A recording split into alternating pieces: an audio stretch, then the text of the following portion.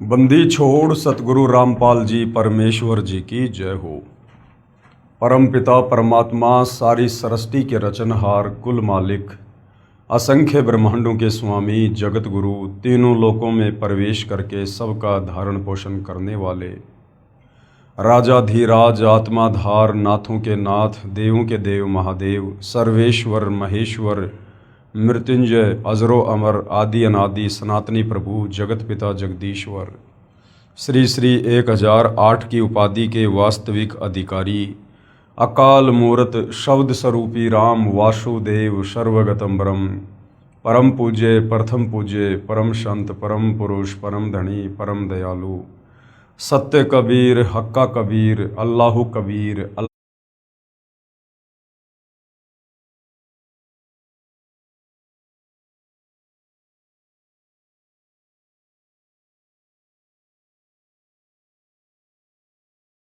जगत के मुक्तिदाता जगत के जगन्नाथ हारे के सहारे हिंदुओं के राम मुसलमानों के अल्लाह सिखों के वाहिगुरु ईसाइयों के मसीह दया के सागर दयानिधि करुणा के सागर करुणानिधि स्वयंभू परिभू संकट मोचन कष्ट हरण मंगल करण दुख भंजन अविगत कबीर निर्विकार निर्विषम परमात्मा अलय अलेख सतगुरु आदि अनादि सतगुरु असली मर्यादा पुरुषोत्तम असली राम असली कृष्ण असली घनश्याम असली मुरारी राजाओं के राजा महाराजाओं के महाराजा शहंशाहों के शहंशाह सम्राटों के सम्राट भगवानों के भगवान अल्लाहों के अल्लाह प्रभुओं के प्रभु मसीहाओं के मसीह सच्चे वाहिगुरु बाबाओं के बाबा पीरों के पीर सेठों के सेठ जगत सेठ सावड़सा सेठ सर्वगुण संपन्न अनंत कोटि कलाओं के स्वामी अनंत कोटि ब्रह्मांडों के नायक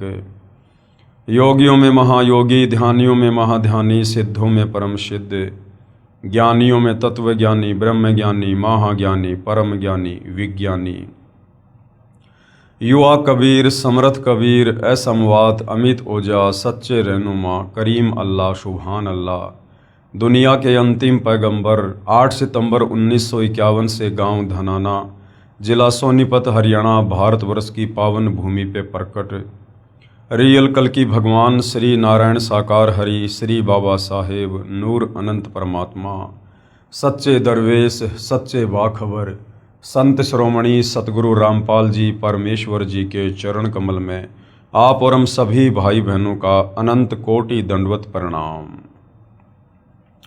सत्साई भाई और बहनों, बहुत बड़ी दया बहुत बड़ी मेहर पूज्य गुरुदेव भगवान की परमेश्वर रामपाल जी की, जिनके शुभ आशीर्वाद से विशेष आशीर्वाद से पूरे विश्व के मानव समाज को पवित्र आध्यात्मिक पुस्तक ज्ञान गंगा के ऊपर वीडियो देखकर अध्यात्म को समझने का एक सुअवसर प्राप्त हो रहा है। ये पवित्र पुस्तक ज्ञान गंगा, जिसे परम पूज्य सतगुरु रामपाल जी ने अपने कर कमलों द्वारा लिखा है, जो सर्व धर्मों के पवित्र धर्मशास्त्रों से प्रमाणित है। भाई और बहनों, इस पुस्तक को पढ़ने के बाद ही या फिर सतगुरु रामपाल जी के सत्संग सुनने के बाद ही असल में आपको इस बात का पता चल सकता है कि जिस परमपिता परमेश्वर की प्राप्ति के लिए ये आत्मा सदियों से युगों से भटक रही है, कभी मंदिरों में मस्जिदों में चर्चों में गुरुद्वारों में तीर्थों पर धामों पर जंगल में गुफाओं में, लेकिन आज तक हमें ये भी कोई नहीं बता पाया कि वो परमात्मा कौन है, उसका नाम क्या है, वो स्त्री रूप में है या पुरुष रूप में है, वो साकार है या निराकार है, वो मिले तो कैसे मिले, मिलता नहीं तो क्यों नहीं मिलता, उसकी जानकारी कहाँ है।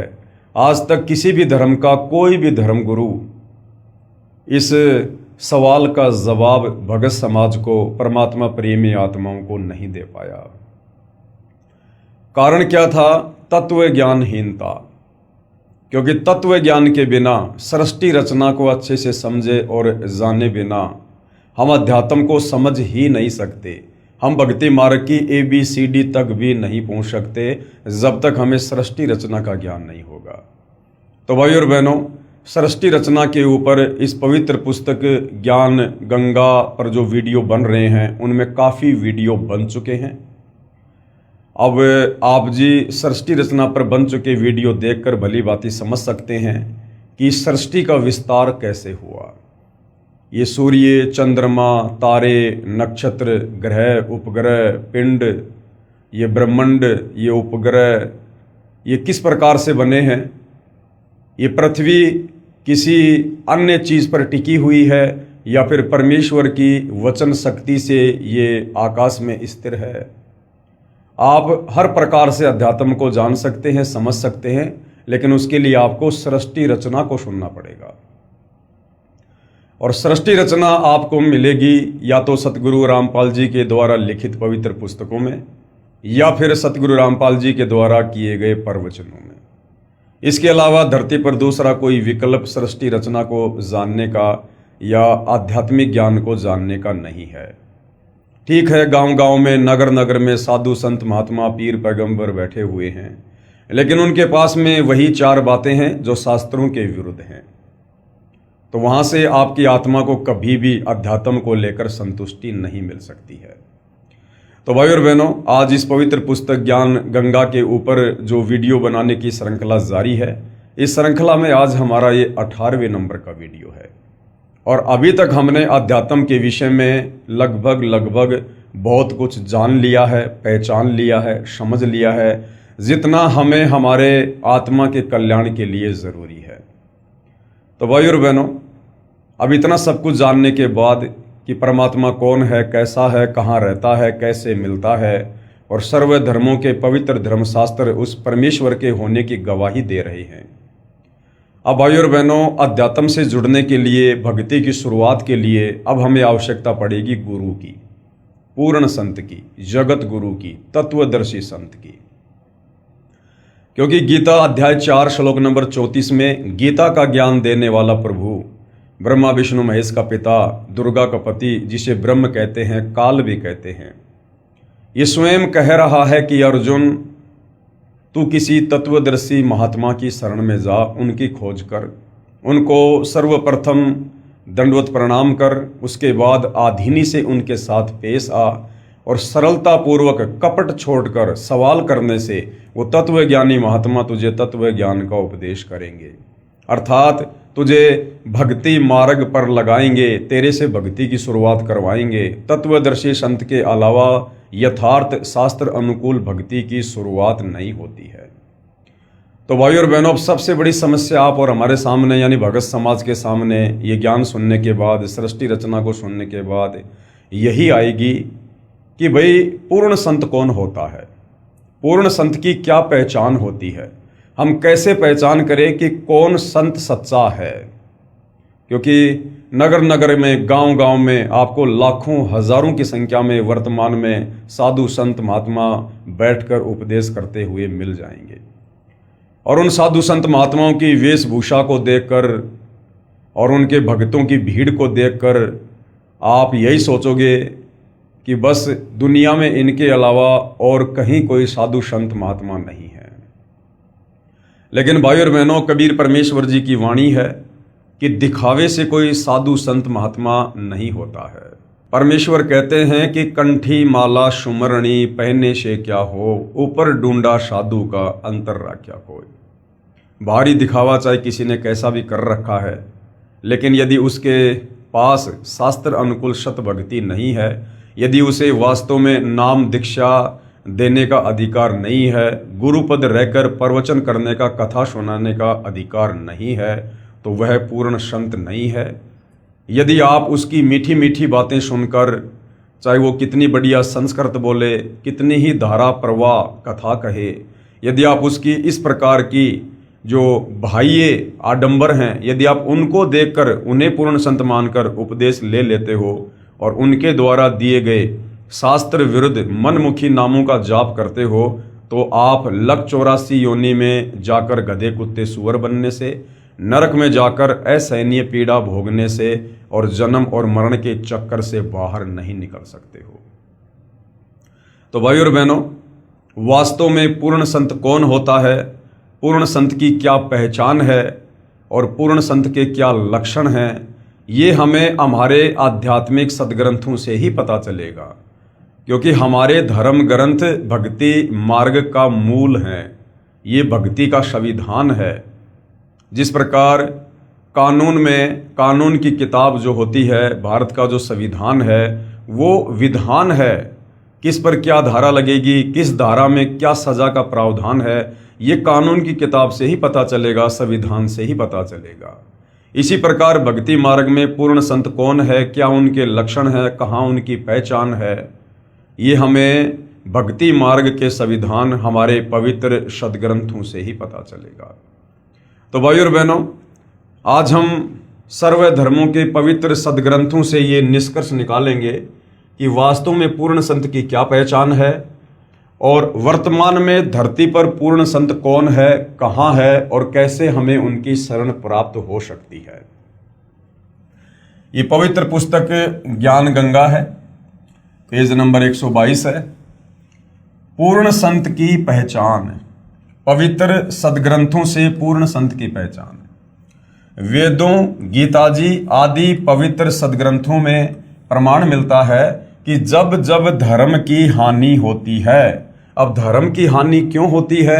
शास्त्र विरुद्ध साधना जब हद से ज़्यादा बढ़ जाती है, जैसे वर्तमान में बढ़ी हुई है, तो उससे साधक को भक्ति करते करते भी किसी प्रकार का कोई लाभ नहीं मिलता है और अंत में वो साधक नास्तिकता की ओर चल पड़ता है कि भाई धरती पर भगवान नहीं है, जिस कारण से धरती पर अधर्म बढ़ने लगता है और धर्म की हानि होती है।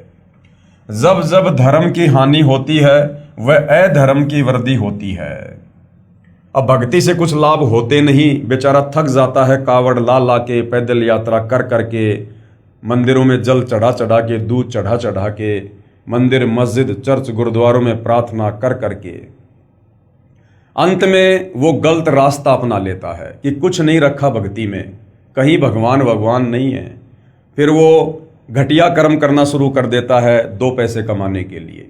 फिर चोरी, जारी, काला बाजारी, मिलावट, रिश्वत लेना, भ्रष्टाचार, इस प्रकार के घटिया कर्म करना शुरू कर देता है, क्योंकि शास्त्र विरुद्ध साधना करने के चलते उसे भगवान की भक्ति से कोई लाभ होता नहीं है और वो व्यक्ति फिर अंत में कुमार्ग पर निकल पड़ता है। तथा वर्तमान के नकली संत, महंत व गुरुओं द्वारा भक्ति मार्ग के स्वरूप को बिगाड़ दिया गया होता है। जैसे वर्तमान में एकमात्र सतगुरु रामपाल जी के अलावा इस पूरे विश्व में जितने भी धर्म है और उन धर्मों में जितने भी धर्मगुरु हैं, उनके द्वारा पूरे समाज को केवल शास्त्र विरुद्ध साधना ही करवाई जा रही है और शास्त्र विरुद्ध व्याख्या कर करके भक्ति और भगवान की और पूरे समाज को बिगाड़ दिया है। लोग भगवान से कोसों दूर हो चुके हैं और लोगों ने भक्ति से लाभ न होने के चलते गलत रास्ते अपनाने शुरू कर दिए हैं। फिर परमेश्वर स्वयं आकर या अपने परम ज्ञानी संत को भेजकर सच्चे ज्ञान के द्वारा धर्म की पुनः स्थापना करता है। क्या होता है फिर? यदा यदा ही धर्मस्य ग्लानि भवते भारते। फिर वो परमेश्वर स्वयं ही इस पृथ्वी पर अपने शतलोक से चलकर और प्रकट होता है और परमेश्वर यहाँ हमें तत्व ज्ञान से परिचित करवाता है। भाइयों और बहनों, इस कबीर परमेश्वर जी के अलावा इस धरती पर कोई भी हमें शास्त्र अनुकूल साधना देने में सक्षम नहीं है, क्योंकि चाहे कितना ही बड़ा कोई मंडलेश्वर हो, आचार्य हो, शंकराचार्य हो, पोप या पादरी हो, चाहे ब्रह्मा विष्णु महेश ही क्यों ना है, उस कबीर परमेश्वर की तुलना में हम सब ऊंट के मुंह में जीरे के बराबर भी नहीं हैं, क्योंकि हम सब उस कबीर परमेश्वर के वचन से उत्पन्न हैं, हम उनके बच्चे हैं और इस काल के साथ 21 ब्रह्मांड में आकर हम यहाँ अपना कर्म भोग रहे हैं और जैसे हमारे कर्म होते हैं, जैसी हमारी भक्ति होती है, उस आधार से ये काल, ये ब्रह्म हमें यहाँ पर पोस्ट प्रदान कर देता है। एक जीव को ये गधा बना के छोड़ देता है, एक जीव को मच्छर बना देता है, तो किसी को ब्रह्मा विष्णु महेश और देवों की पदवी प्रदान कर देता है। और कर्म आधार से फिर वो चींटी भी कभी ब्रह्मा विष्णु महेश की पोस्ट पर बैठती है और कर्म आधार से कभी वो ब्रह्मा विष्णु महेश भी उस पोस्ट को छोड़कर फिर चींटी की योनि में जाते हैं। तो भाइयों और बहनों, कबीर परमेश्वर के अलावा हमें सृष्टि रचना के विषय में और शत आध्यात्मिक ज्ञान के विषय में यहाँ कोई भी बताने में सक्षम नहीं है, समर्थ नहीं है। तो क्या होता है, फिर परमेश्वर स्वयं आकर, वो स्वयं ही आते हैं। यहाँ पर आगे लेखक के द्वारा लिखा है कि अपने परम ज्ञानी संत को भेजकर सच्चे ज्ञान के द्वारा धर्म की पुनः स्थापना करता है। भाइयों और बहनों, जब आप इस ज्ञान में आगे बढ़ोगे सतगुरु रामपाल जी से उपदेश प्राप्त करके, तो आपको भक्ति मार्ग के विषय में बहुत कुछ जानने और समझने को मिलेगा। कबीर परमात्मा सतलोक से चलकर इस बिगड़े हुए इस भक्ति के स्वरूप को पुनः स्थापित करने के लिए, सुधारने के लिए, हमें शास्त्र अनुकूल साधना देने के लिए स्वयं ही धरती पर प्रकट होते हैं, अपने तेज पुंज वाले शरीर को हल्का करके, और एक मनुष्य की भांति, एक मनुष्य के बच्चे के रूप में यहाँ पर परमेश्वर प्रकट होकर लीला करते हैं। या जब चाहे किसी साधु संत महात्मा या जिंदा बाबा के रूप में प्रकट होकर भी परमेश्वर कुछ समय के लिए यहाँ पर अपना ज्ञान प्रचार करते हैं। सतलोक से परमात्मा किसी परम ज्ञानी संत को या किसी आत्मा को इस काल के 21 ब्रह्मांड में तत्व ज्ञान प्रचार के लिए नहीं भेजते हैं। यहाँ पर पुस्तक के लेखक के द्वारा ये कहना कि परमात्मा अपने किसी परम ज्ञानी संत को सतलोक से भेजकर पुनः भक्ति के बिगड़े हुए स्वरूप को स्थापित करवाता है। तो भाई और बहनों, आपको बता दें कि सतलोक से परमात्मा कभी भी अपने किसी भी भगत को, किसी भी आत्मा को या किसी भी को संत या परम संत बनाकर इस काल के 21 ब्रह्मांड में तत्व ज्ञान प्रचार के लिए या आत्माओं के आत्म कल्याण के लिए नहीं भेजते हैं, क्योंकि ये परमात्मा स्वयं समर्थ है। ये अनंत कोटि कलाओं का स्वामी है और समर्थ का काम उसी को साजे और करे तो मूर्ख बाजे। यदि आपने सृष्टि रचना को अच्छे से पढ़ा है तो आपको पता होगा कि कबीर परमात्मा ने जब सतलोक में सृष्टि की रचना करनी चाहिए, उससे पहले अपने 12वें नंबर के पुत्र अचिंत से कहा कि बेटा, मैं तुझे शब्द शक्ति प्रदान करता हूं, आप सतलोक में रचना करो। लेकिन अचिंत सतलोक में रचना करने में सक्षम नहीं हो पाया। उसने अक्षर पुरुष की उत्पत्ति की, अक्षर पुरुष मानसरोवर में जाकर सो गया। वो अचिंत उस अक्षर पुरुष को निंद्रा से भी नहीं जगा पाया। और उसके बाद कबीर परमेश्वर ने कहा कि भाई अचिंत, तुम्हें छोटा सा ट्रेलर दिखाया गया था कि आगे चलकर मेरी किसी भी प्रकार की रचना में, मेरी लीला में तुम बाधा उत्पन्न ना कर सको। तो भाई और बहनों, सोचिए, जब कबीर परमेश्वर ने सृष्टि की शुरुआत में ही अपने बच्चों को साइड में कर दिया, उनको बाउंड कर दिया कि समर्थ का काम समर्थ ही कर सकता है, आप नहीं कर सकते हो। और विचार करने की बात है, वो अचिंत जो परमेश्वर का पुत्र है, वो सतलोक में मानसरोवर में मात्र नींद में सोए हुए अक्षर पुरुष को नहीं जगा पाया। तो सोचिए भाई और बहनों, आप और हम भाई बहन जो युगों युगों से इस काल के 21 ब्रह्मांडों में अज्ञान की निंद्रा में सोए पड़े हैं, भांग के नशे में हम यहाँ पर बेहोश हैं। सोचिए भाई और बहनों, वो सतलोक से भेजा गया कोई संत या परम संत हमें भला कैसे जगा देगा। तो समर्थ का काम समर्थ ही कर सकता है और समर्थ ही करता है। इसलिए कबीर परमात्मा स्वयं ही सतलोक से चलकर इस पृथ्वी पर तत्वदर्शी संत के रूप में प्रकट होकर आगे फिर अपना ज्ञान प्रचार करते हैं। अब भाइयों और बहनों, अगर यहाँ पर यह बात लिखी गई है तो इसका दूसरा पहलू हमें समझने की आवश्यकता है। फिर परमेश्वर स्वयं आकर या अपने परम ज्ञानी संत को भेजकर सच्चे ज्ञान के द्वारा धर्म की पुनः स्थापना करता है। अब परमेश्वर किस प्रकार से अपने परम ज्ञानी संत को यहां पर भेजता है, ये तो क्लियर है कि सतलोक से परमात्मा किसी भी हंस आत्मा को यहां ज्ञान प्रचार के लिए नहीं भेजते हैं, स्वयं ही आते हैं। अब दूसरा तरीका परमेश्वर ये अपनाते हैं कि जब जब परमेश्वर यहां पर प्रकट होते हैं जिंदा बाबा के रूप में, तत्वदर्शी संत के रूप में, उस समय परमेश्वर अपनी विशेष आत्मा को ये ज्ञान समझाते हैं। उस आत्मा को परमेश्वर नाम दीक्षा देते हैं और उसे अपना गवाह बनाने के लिए परमेश्वर उस आत्मा को सतलोक ले जाते हैं, उसे सारी सृष्टि रचना से परिचित करवाते हैं, इस काल के 21 ब्रह्मांडों की सृष्टि रचना से परिचित करवाते हैं और परमेश्वर उस आत्मा का ज्ञान योग खोल देते हैं और फिर उस आत्मा को पुनः शरीर में वापस भेज देते हैं। फिर वो आत्मा आगे परमेश्वर की महिमा को आंखों देखकर आगे बयान करती है, उस तत्व ज्ञान का प्रचार करती है। तो इस प्रकार से भी परमेश्वर यहाँ पर अपना ज्ञान प्रचार करवाते हैं। उदाहरण के लिए जैसे आदरणीय धर्मदास जी, आदरणीय गरीबदास जी, आदरणीय नानक जी, आदरणीय मलुकदास जी आदि आदि, जिन्होंने परमेश्वर के ज्ञान से परिचित होकर आंखों सतलोक देखकर उन्होंने यहाँ पर परमेश्वर के ज्ञान का प्रचार प्रसार किया। बाकी सतलोक से परमात्मा स्वयं ही आते हैं, अन्य किसी हंस आत्मा को नहीं भेजते हैं। तो आज इस पृथ्वी पर सतगुरु रामपाल जी जो सन 1994 से अपने यथार्थ 13वें कबीर पंथ का जो है प्रचार प्रसार कर रहे हैं, उस पंथ के माध्यम से परमेश्वर अपने तत्व ज्ञान का प्रचार कर रहे हैं।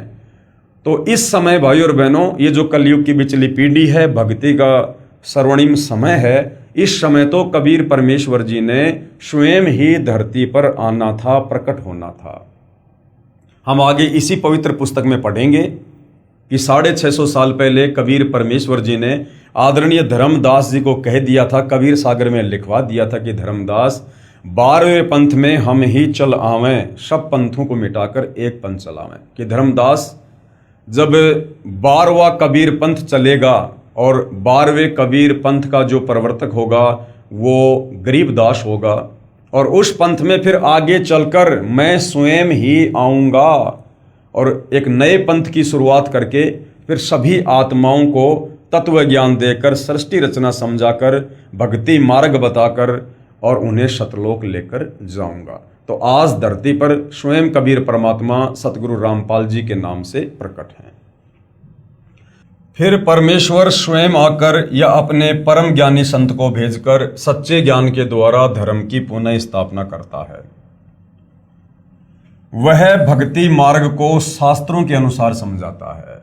जो परम संत होता है, पूर्ण संत होता है, उसकी क्या पहचान है कि वो भक्ति मार्ग को शास्त्रों को आधार बनाकर समझाता है। अन्य धर्म गुरुओं की तरह मनमुखी रूप से प्रवचन नहीं करता है।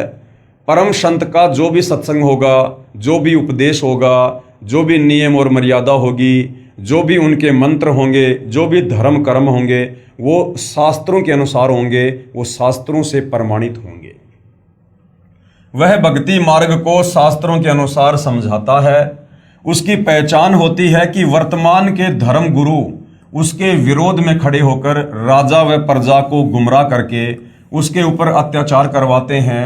कबीर साहिब जी अपनी वाणी में कहते हैं कि जो मम संत सत शब्द दृढ़ावे, वाके संग सब राड बढ़ावे, या सब संत महंतन की करनी, धर्मदास में तो से वर्णी। कबीर परमात्मा जी ने 650 साल पहले कह दिया था, कबीर सागर में लिखवा दिया था कि धर्मदास जो सच्चा संत होगा, जो पूर्ण संत होगा, उसकी एक पहचान ये है कि जब वो इस काल के लोक में आकर सृष्टि रचना बताएगा। अब सृष्टि रचना में इस काल का, दुर्गा का सारा पाखंड उजागर करना होता है, और ये बात इस काल को रास नहीं आती है, जिस कारण से सृष्टि रचना बताने वाले उस परम संत के विरुद्ध वो अपने नकली साधु संतों को प्रेरित करके उसके विरुद्ध खड़ा कर देता है, उसके खिलाफ खड़ा कर देता है। जिस प्रकार वर्तमान में सतगुरु रामपाल जी सृष्टि रचना बता रहे हैं, सत्य आध्यात्मिक ज्ञान का प्रचार कर रहे हैं, आत्माओं को काल के बंधन से छुड़वाने वाली भक्ति दे रहे हैं, जो काल को रास नहीं आ रहा है। और किस प्रकार से सन 1994 से इस भक्ति मार्ग की प्रचार प्रसार में सतगुरु रामपाल जी को अकल्पनीय संघर्षों का सामना करना पड़ रहा है। सन 2006 में क्रोथा कांड हुआ, 21 महीने निर्दोष होते हुए जेल में रहे। उसके बाद 2014 में बरवाला कांड हुआ, निर्दोष होने के बावजूद भी 11 साल जेल में रहे, और भी कई प्रकार के जो है अत्याचारों का और संघर्षों का सामना उनको करना पड़ा। तो ये भी एक परम संत की पहचान होती है कि काल इस सत भक्ति मार्ग में, जो कि शास्त्रों पर आधारित होता है, इस सत भक्ति मार्ग को इतनी आसानी से आगे नहीं बढ़ने देता है, परंतु काल अपने इस षड्यंत्र में सफल नहीं हो पाता है, क्योंकि उस तत्वदर्शी संत के रूप में, उस पूर्ण संत के रूप में स्वयं कबीर परमात्मा ही होते हैं, जिनके अलावा दूसरा कोई समर्थ, कोई सर्वशक्तिमान इस सृष्टि में नहीं है। जो मम संत सत शब्द दृढ़ावे, वाके संग सब राड बढ़ावे, या सब संत महंतन की करनी, धर्मदास में तो से वर्णी।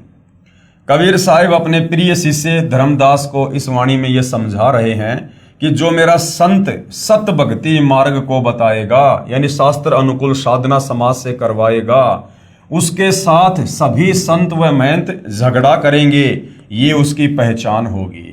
तो वर्तमान में भाइयों और बहनों, आप जी भली भांति पूर्ण संत की पहचान करते हुए सतगुरु रामपाल जी के इस लीला में जीवन को देख सकते हैं, समझ सकते हैं।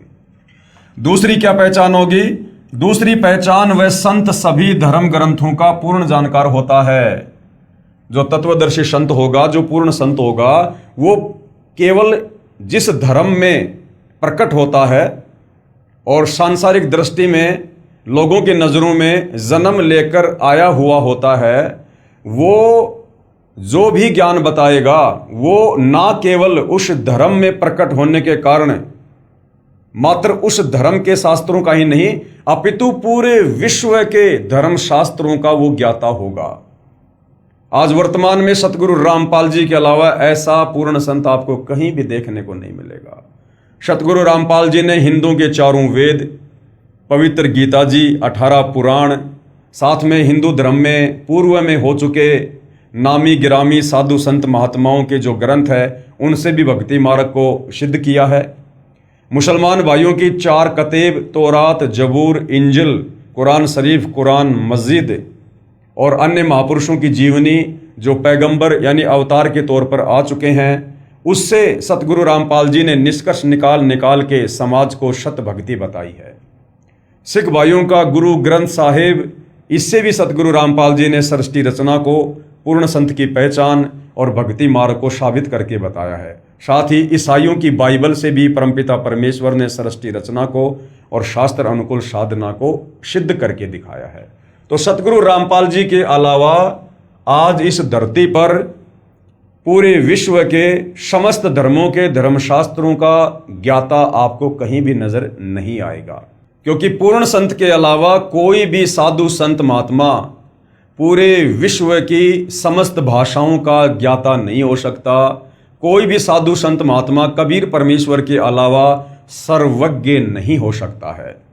और आपको जानकर भाइयों और बहनों आश्चर्य होगा, आदरणीय गरीबदास जी जो गांव छुड़ानी, जिला जज्जर, हरियाणा में लगभग 300 वर्ष पहले हुए थे, जिनको सतलोक से चलकर जिंदा बाबा के रूप में कबीर परमेश्वर मिले थे, उनके शरीर से आत्मा को निकालकर सतलोक लेकर गए थे। उन्हें सर्व सृष्टि से परिचित करवाया, सतलोक से परिचित करवाया, काल के 21 ब्रह्मांड से उनको परिचित करवाया, उनका ज्ञान योग खोला और वापस उनकी आत्मा को शरीर में जो है वो प्रवेश किया।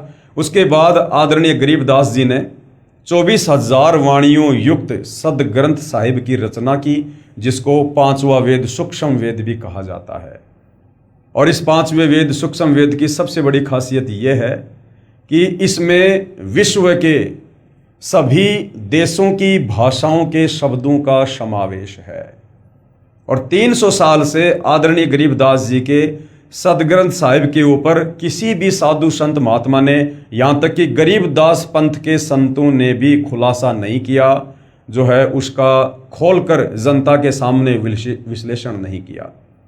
केवल सतगुरु रामपाल जी जो सन 1993 से आदरणीय गरीबदास जी के सदग्रंथ साहिब को खोल कर बता रहे हैं, जिस सदग्रंथ साहिब में लगभग 300 से ज़्यादा देशों की भाषाओं के शब्दों का समावेश है।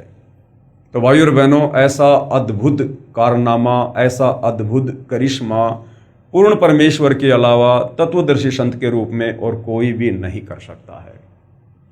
तो दूसरी पहचान है, वह संत सभी धर्म ग्रंथों का पूर्ण जानकार होता है। प्रमाण सतगुरु गरीबदास जी की वाणी में, सतगुरु के लक्षण कहूँ मधुरे बैन विनोद, 4 वेद 6 शास्त्र कहे 18 बोध। आदरणीय गरीबदास जी क्या कहते हैं कि मैं आपको पूर्ण सतगुरु के, पूर्ण संत के लक्षण बताता हूँ। मधुरे बैन विनोद, उसकी भाषा बड़ी प्यार और प्रेम वाली होगी। 4 वेद 6 शास्त्र, वो चारों वेदों का पूर्ण ज्ञाता होगा। 6 शास्त्रों का पूर्ण ज्ञाता होगा और कई 18 बोध और 18 प्रकार का ज्ञान। जैसे चारों वेद ये एक ज्ञान है, 18 पुराण ये एक ज्ञान है, 6 शास्त्र ये एक ज्ञान है। इस प्रकार वह 18 ज्ञान का कंप्लीट जानकार होगा। तो भाई और बहनों, ये लक्षण आपको वर्तमान में परम पूज्य सतगुरु रामपाल जी के अलावा इस विश्व में 21 ब्रह्मांड में कहीं भी देखने और सुनने को नहीं मिलेगा। तो ये भी एक पहचान है कि सतगुरु रामपाल जी वर्तमान में धरती पर पूर्ण संत है, जिनसे उपदेश लेकर हम अपनी आत्मा का कल्याण करवा सकते हैं। सतगुरु गरीबदास जी महाराज अपनी वाणी में पूर्ण संत की पहचान बता रहे हैं कि वह चारों वेदों, 6 शास्त्रों, 18 पुराणों आदि सभी ग्रंथों का पूर्ण जानकार होगा, अर्थात उनका सार निकाल कर बताएगा, निष्कर्ष निकाल कर बताएगा। यजुर्वेद अध्याय 19 मंत्र 25 और 26 में लिखा है कि वेदों के अधूरे वाक्यों अर्थात सांकेतिक शब्दों व 1/4 श्लोकों को पूरा करके विस्तार से बताएगा। वह 3 समय की पूजा बताएगा। आज आप सोशल मीडिया पर देख रहे होंगे कि भाई आने वाला समय विनाशकारी है, युग परिवर्तन का समय है, और लोग बार बार कह रहे हैं कि वही बचेगा जो त्रिकाल संध्या करेगा, जो त्रिकाल संध्या करेगा, जो माधव नाम का जाप करेगा। अब भाई और बहनों, वर्तमान में सतगुरु रामपाल जी के अलावा इस धरती पर किसी के पास त्रिकाल संध्या नहीं है। हाँ, मनमुखी रूप से जो मर्जी 300 में आरती करो, परंतु वास्तविक जो त्रिकाल संध्या है, जो वास्तव में आप और हमारा युग परिवर्तन के समय बचाव करेगी, जिस त्रिकाल संध्या को करने के चलते हमारी आत्मा का कल्याण होगा, वो त्रिकाल संध्या यानी 3 समय की आरती सिर्फ और सिर्फ सतगुरु रामपाल जी के पास है। और सतगुरु रामपाल जी से उपदेश प्राप्त करने के बाद ही आप उस त्रिकाल संध्या का पाठ करके लाभ उठा सकते हो। वह 3 समय की पूजा बताएगा। सुबह पूर्ण परमात्मा की पूजा, जिसको नित्य नियम कहते हैं, हम सभी उपदेश प्राप्त भगत भाई बहन करते हैं। दोपहर को विश्व के देवताओं का सत्कार, दोपहर की आरती हम जो करते हैं उसको असुर निकंदन रमैनी कहते हैं, जिसमें देवी देवताओं का सत्कार है, उनकी स्तुति है। वह संध्या आरती अलग से बताएगा।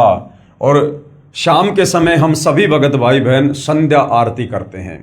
सुबह का नित्य नियम, दोपहर की असुर निकंदन रमैनी और शाम की संध्या आरती, यह है त्रिकाल संध्या।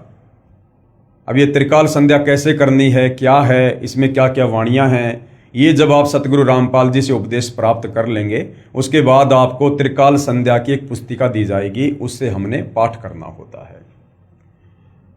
दोपहर को विश्व के देवताओं का सत्कार व संध्या आरती अलग से बताएगा। वह जगत का उपकारक संत होगा, यानी वो जगत का भला चाहने वाला, आत्माओं का उद्धारक होगा, जगत का तारणहार होगा। यजुर्वेद अध्याय 19 मंत्र 25, ये श्लोक आप जियों के सामने है, आप जी पढ़ सकते हैं। यहाँ गुरुदेव ने प्रत्येक शब्द का हिंदी के साथ अनुवाद भी किया है। हम सीधा इसके भावार्थ पर चलेंगे कि यह श्लोक क्या कहना चाहता है। भावार्थ: तत्वदर्शी संत वह होता है, पूर्ण संत कौन होता है, जिसको तत्वदर्शी संत भी कहते हैं, जो वेदों के सांकेतिक शब्दों को पूर्ण विस्तार से वर्णन करता है, जिससे पूर्ण परमात्मा की प्राप्ति होती है, वह वेद के जानने वाला कहा जाता है। भाई और बहनों, आज से पहले जिन लोगों ने जो कहा करते थे हम संस्कृत के प्रकांड विद्वान हैं, जिन लोगों ने 18 पुराणों का संस्कृत से हिंदी में अनुवाद किया है, पवित्र गीता जी का संस्कृत से हिंदी में अनुवाद किया है, और चारों वेदों का संस्कृत से हिंदी में अनुवाद किया है, जिनमें महर्षि दयानंद भी एक संत हुए हैं।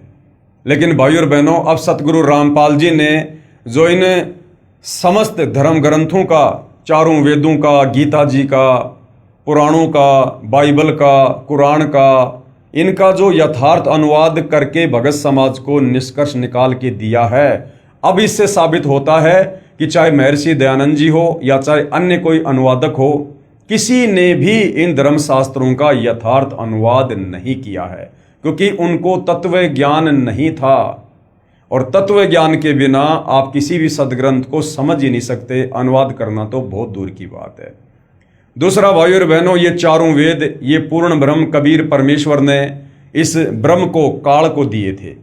तो भाइयों और बहनों, इस पूर्ण ब्रह्म की इस कृति को, लेख को, वो पूर्ण ब्रह्म स्वयं ही आकर यहाँ पर प्रकट होकर तत्वदर्शी संत के रूप में सही सही बताता है, व्याख्या करता है। दूसरा कोई भी इन धर्मशास्त्रों की यथार्थ व्याख्या करने में सक्षम नहीं है। उसके बाद यजुर्वेद अध्याय 19 मंत्र 26, ये श्लोक आप जियों के सामने है, पढ़ सकते हैं। यहाँ गुरुदेव ने अनुवाद में प्रत्येक शब्द का हिंदी में अनुवाद भी किया है। ये श्लोक हमें क्या समझाना चाहता है? भावार्थ, जिस पूर्ण संत के विषय में मंत्र 25 में कहा है, वह दिन में 3 बार, प्रातः यानी सुबह, दिन के मध्य यानी दोपहर को, और शाम को साधना करने को कहता है। सुबह तो पूर्ण परमात्मा की पूजा, दोपहर को सर्व देवताओं का सत्कार के लिए, तथा शाम को संध्या आरती आदि को अमृतवाणी के द्वारा करने को कहता है। वह सर्व संसार का उपकार करने वाला होता है। और ये त्रिकाल संध्या वर्तमान में सतगुरु रामपाल जी के अलावा अपने भक्तों को कोई भी संत करने का आदेश नहीं देता है, क्योंकि उनके पास ये त्रिकाल संध्या है ही नहीं, वो केवल नाम जानते हैं। उसके बाद भाइयों और बहनों, यजुर्वेद अध्याय 19 मंत्र 30, ये संस्कृत में श्लोक आप जियों के सामने है, पढ़ सकते हैं। प्रत्येक शब्द का हिंदी में अनुवाद गुरुदेव ने किया है। हम सीधा इसके भावार्थ पर चलते हैं कि पूर्ण संत के विषय में ये श्लोक हमें क्या समझा रहा है। भावार्थ, पूर्ण संत उसी व्यक्ति को शिष्य बनाता है जो सदाचारी रहे, अभक्ष्य पदार्थों का सेवन व नशीली वस्तुओं का सेवन न करने का आश्वासन देता है। पूर्ण संत उसी से दान ग्रहण करता है जो उसका शिष्य बन जाता है, फिर गुरुदेव से दीक्षा प्राप्त करके फिर दान दक्षिणा करता है, उससे श्रद्धा बढ़ती है, श्रद्धा से सतभक्ति करने से अविनाशी परमात्मा की प्राप्ति होती है, अर्थात पूर्ण मोक्ष होता है। पूर्ण संत भिक्षा व चंदा मांगता नहीं फिरेगा। क्या कहा गया है कि जो पूर्ण संत होता है, तत्वदर्शी संत होता है, जिसका मकसद आत्माओं का कल्याण करना होता है, वो केवल उन्हीं लोगों को दीक्षा देता है, उन्हीं को अपना शिष्य बनाता है जो किसी भी प्रकार से मांस ना खाने की प्रतिज्ञा करता है, किसी भी प्रकार का नशा ना करने की प्रतिज्ञा करता है, नेक नीति और सदाचारी जीवन जीने की जो प्रतिज्ञा करता है, अर्थात जो भक्ति के नियम तत्वदर्शी संत बताता है। यदि कोई उन तमाम नियमों को फॉलो करने के लिए संकल्प करता है, यश करता है, तो ही तत्वदर्शी संत यानी पूर्ण संत उसे अपना शिष्य बनाएगा। वो किसी पैसे या धन के लालच में या अपने भक्तों की भीड़ दिखाने की होड़ में जो है किसी को उपदेश नहीं देता है। तो ये लक्षण भी भाइयों और बहनों वर्तमान में जगत गुरु तत्वदर्शी सतगुरु रामपाल जी में ही देखने को मिलेगा। बाकी तो केवल अपने शिष्यों की भीड़ इकट्ठा कर रहे हैं अपने धार्मिक धंधे के लिए, 4 पैसे कमाने के लिए। कबीर गुरु बिन माला फेरते और गुरु बिन देते दान, गुरु बिन दोनों निष्फल है, भाई पूछो वेद पुराण। तीसरी पहचान क्या बताई है पूर्ण संत की, तत्वदर्शी संत की? 3 प्रकार के मंत्रों यानी नाम को 3 बार में उपदेश करेगा। अब भाइयों और बहनों, इस पृथ्वी पर वर्तमान में सतगुरु रामपाल जी के अलावा 3 बार में नाम दीक्षा और तीनों बार अलग अलग मंत्र इस पृथ्वी पर सतगुरु रामपाल जी के अलावा अन्य कोई भी साधु संत महात्मा उपदेश रूप में नहीं देता है। और यदि देता है तो उसके वो नाम जाप मंत्र शास्त्रों से मेल नहीं खाते हैं, जिस कारण से उन्हें पूर्ण संत की संज्ञा में नहीं लिया जा सकता है। अब सतगुरु रामपाल जी जो 3 बार में दीक्षा दे रहे हैं और तीनों बार में जो अलग अलग नाम उपदेश कर रहे हैं, वो हमारी गीता जी भी प्रमाणित कर रही है और कबीर सागर भी प्रमाणित कर रहा है और आदरणीय गरीबदास जी का सूक्ष्म वेद भी प्रमाणित कर रहा है। क्योंकि पहले ही बता दिया जा चुका है पूर्ण संत की दूसरी पहचान में कि वो जो भी धर्म कर्म अपने शिष्यों से करवाएगा वो शास्त्रों से प्रमाणित होगा। तो सतगुरु रामपाल जी जो भी नाम उपदेश देते हैं सुमरण करने के लिए, वो शास्त्रों से प्रमाणित है, जिसका प्रमाण अभी आपको आगे दिखाएंगे। तो तीसरी पहचान क्या है पूर्ण संत की? 3 प्रकार के मंत्रों यानी नाम को 3 बार में उपदेश करेगा। जिसका वर्णन कबीर सागर ग्रंथ पेज नंबर 265 बोध सागर में मिलता है और गीता जी के अध्याय नंबर 17 श्लोक नंबर 23 में भी मिलता है। गीता अध्याय 17 श्लोक नंबर 23, ओम तत् सत इति निर्देशे ब्रह्मणे त्रिविध समर्थः।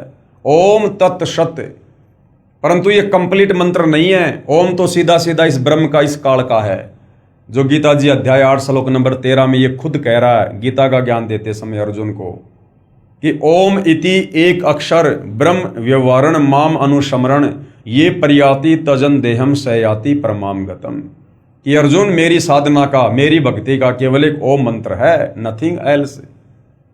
और ये जय जय राम हरे राम राधे राधे श्याम मिला दे सीताराम सीताराम ओम नमो भागवते वासुदेवाय नमः, ये कोई नाम नहीं है, ये सब मनमुखी मंत्र हैं जिनके जाप करने से साधक का जन्म मरण का रोग, लक 84 योनियों का कष्ट कभी समाप्त नहीं हो सकता है, उसे नरक में जाना ही पड़ेगा।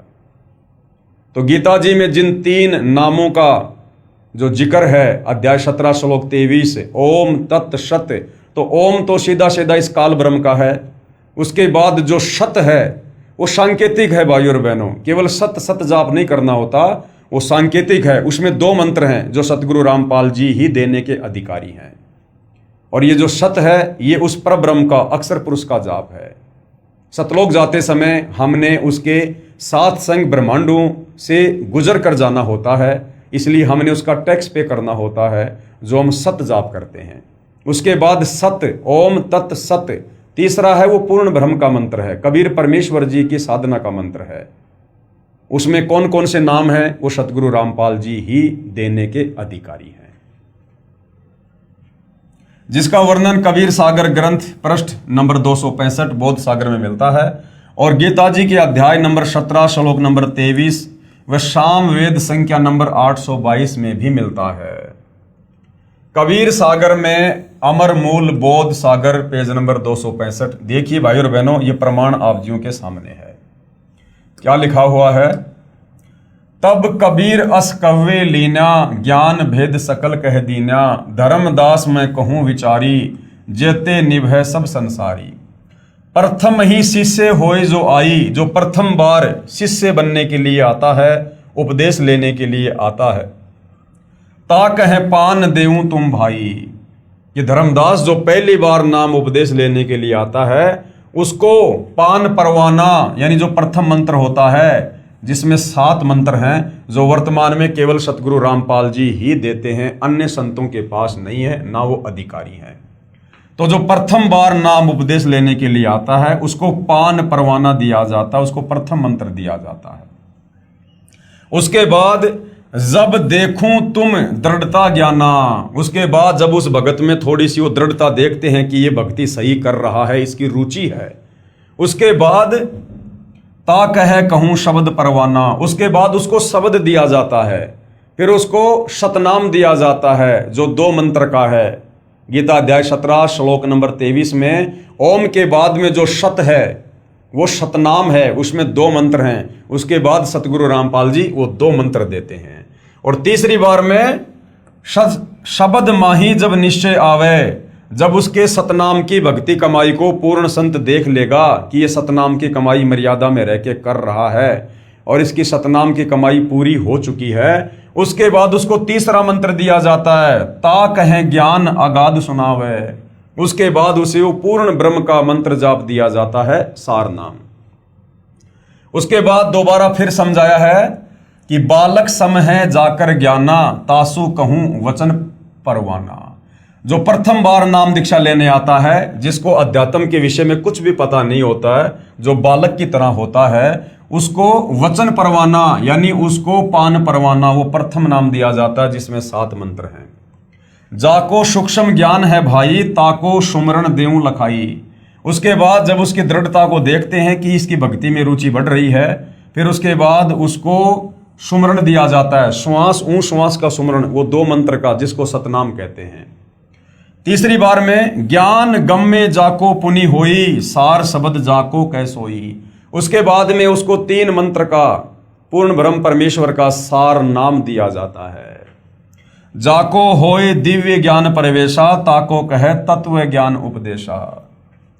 उपरोक्त वाणी से स्पष्ट है कि कड़िहार गुरु यानी पूर्ण संत 3 स्थिति में सार नाम तक प्रदान करता है। वो 3 स्थिति में अपने भगत को उपदेश देता है। तो भाइयों और बहनों, ये लक्षण वर्तमान में सतगुरु रामपाल जी के अलावा आपको धरती पर 3 बार में अपने भक्तों को नाम उपदेश देने की जो प्रक्रिया है, ये आपको और किसी संत के मार्ग में नहीं मिलेगी। तथा चौथी स्थिति में सार शब्द प्रदान होता है। उसके बाद में जब उसके तीनों मंत्रों की कमाई पूरी हो जाती है, पूर्ण संत देख लेता है, फिर उसे सार शब्द उपलब्ध करवाता है, उसके अंतःकरण में सार शब्द को प्रकट करता है। ये चौथी स्थिति भाइयों और बहनों पूर्ण मोक्ष प्राप्ति की है। और ये सार शब्द ये सतगुरु रामपाल जी के अलावा भूल जाओ कि 21 ब्रह्मांड में किसी के भी पास होगा। और ये सार शब्द कोई 200, 400, 500, 1000 भक्तों को इकट्ठा करके नहीं दिया जाता है। जो उस शब्द के लायक हो जाता है, पूर्ण संत, तत्वदर्शी संत, उसको गुप्त में ये शब्द देता है, अर्थात ये शब्द जो है वो प्रकट करता है। क्योंकि कबीर सागर में तो ये प्रमाण बाद में देखा था, परंतु उपदेश विधि पहले ही पूज्य दादा गुरुदेव तथा परमेश्वर कबीर साहिब जी ने हमारे पूज्य गुरुदेव को प्रदान कर दी थी। अब ये इस पुस्तक का जो लेखक है, जो भगत है, वो यहाँ पर लिख रहा है कि सतगुरु रामपाल जी ने तो ये नाम दीक्षा देने की 3 बार की जो प्रक्रिया है, ये बाद में देखी थी। उससे पहले हमारे दादा गुरु जी और कबीर परमात्मा जी दिया करते थे। तो भाइयों और बहनों, ये लेखक के अपने विचार हैं, क्योंकि सतगुरु रामपाल जी स्वयं पूर्ण ब्रह्म परमात्मा है। और ये इस प्रकार से शास्त्रों का सहारा सिर्फ और सिर्फ आप और हमें अध्यात्म को समझाने के लिए ले रहे हैं। ये सारी बातें सतगुरु रामपाल जी, ये सारा ज्ञान, ये सारे मंत्र, सारी भक्ति, चारों वेदों का सहारा लिए बिना, बाइबल, कुरान, पुराण, तौरेत, जबूर, इंजिल, इन सब पुस्तकों का सहारा लिए बिना भी हमें ज्यों का त्यों बता सकते हैं, समझा सकते हैं। सतयुग में कौन सी गीता जी लिखी हुई थी, कौन सी कुरान शरीफ लिखी हुई थी, कौन से 18 पुराण लिखे हुए थे। ये भक्ति विधि, ये मंत्र, ये मर्यादा, सब कुछ कबीर परमात्मा सतयुग में, त्रेता में, द्वापर में अपने भक्तों को दिया करते थे। आज वही कबीर परमात्मा सतगुरु रामपाल जी के नाम से धरती पर प्रकट हैं। परंतु इस कलयुग में आप और हमारी आत्मा इतनी मलिन हो चुकी है, गंदी हो चुकी है, हम जब तक अपनी आंखों से बार बार कोई प्रमाण ना देख लें, हम उसको स्वीकार करने में सक्षम नहीं हैं। इसलिए आप और हमें विश्वास दिलाने के लिए सतगुरु रामपाल जी ने इन धर्मशास्त्रों का सहारा लेना पड़ रहा है। अन्यथा सतगुरु रामपाल जी तो स्वयं सर्व ज्ञान से, क्योंकि ये सर्वज्ञ है, परमात्मा है, ये परिपूर्ण है, इनको किन्हीं पुस्तकों का सहारा लेने की आवश्यकता नहीं है। जिस प्रकार भाइयों और बहनों टीचर होता है, अब टीचर वही होता है जो अपने सिलेबस से पूर्णतया परिचित होता है, लेकिन वो बच्चों के सामने, बच्चों को पढ़ाने के लिए, बच्चों को समझाने के लिए उन पुस्तकों को खोल खोल के समझाता है। वो टीचर अपने लिए नहीं समझता है, अपने लिए नहीं पढ़ता है वो पुस्तकें। वो टीचर तो सर्वज्ञ है, उस टीचर को उस पाठ्यक्रम के विषय में पूरा ज्ञान है, तभी तो वो टीचर बना है। लेकिन वो नादान बच्चे, वो उस सिलेबस से अपरिचित हैं। उन बच्चों को समझाने के लिए टीचर ने बार बार पुस्तक खोलकर उसको पढ़कर समझाना पड़ता है। इसी प्रकार सतगुरु रामपाल जी तो इस कंप्लीट अध्यात्म से पूर्णतया परिचित हैं। इन्हें आवश्यकता नहीं किसी वेद, कुरान, पुराण की। ये तो आप और हम नादान जीवों के लिए, जो अध्यात्म से सदियों से कोसों दूर बैठे हैं, आप और हमारे अंतःकरण में इस सत्य को सत्य बैठाने के लिए और इन्हें जो है आध्यात्मिक पाठ्यक्रम को, इन वेदों को, गीता को, पुराणों को, कुरान को, बाइबल को, तौरेत, जबूर, इंजिल, कुरान शरीफ, कुरान मजीद, इन तमाम प्रकार के धार्मिक सदग्रंथों का सहारा लेते हैं। तो सतगुरु रामपाल जी को आवश्यकता नहीं है, जो हमारे को शुरू से ही 3 बार में नाम दान की दीक्षा करते आ रहे हैं। हमारे गुरुदेव सतगुरु रामपाल जी महाराज प्रथम बार में श्री गणेश जी, श्री ब्रह्मा शांतरी जी, श्री लक्ष्मी विष्णु जी, श्री शंकर पार्वती जी व माता शेरा वाली का नाम जाप देते हैं।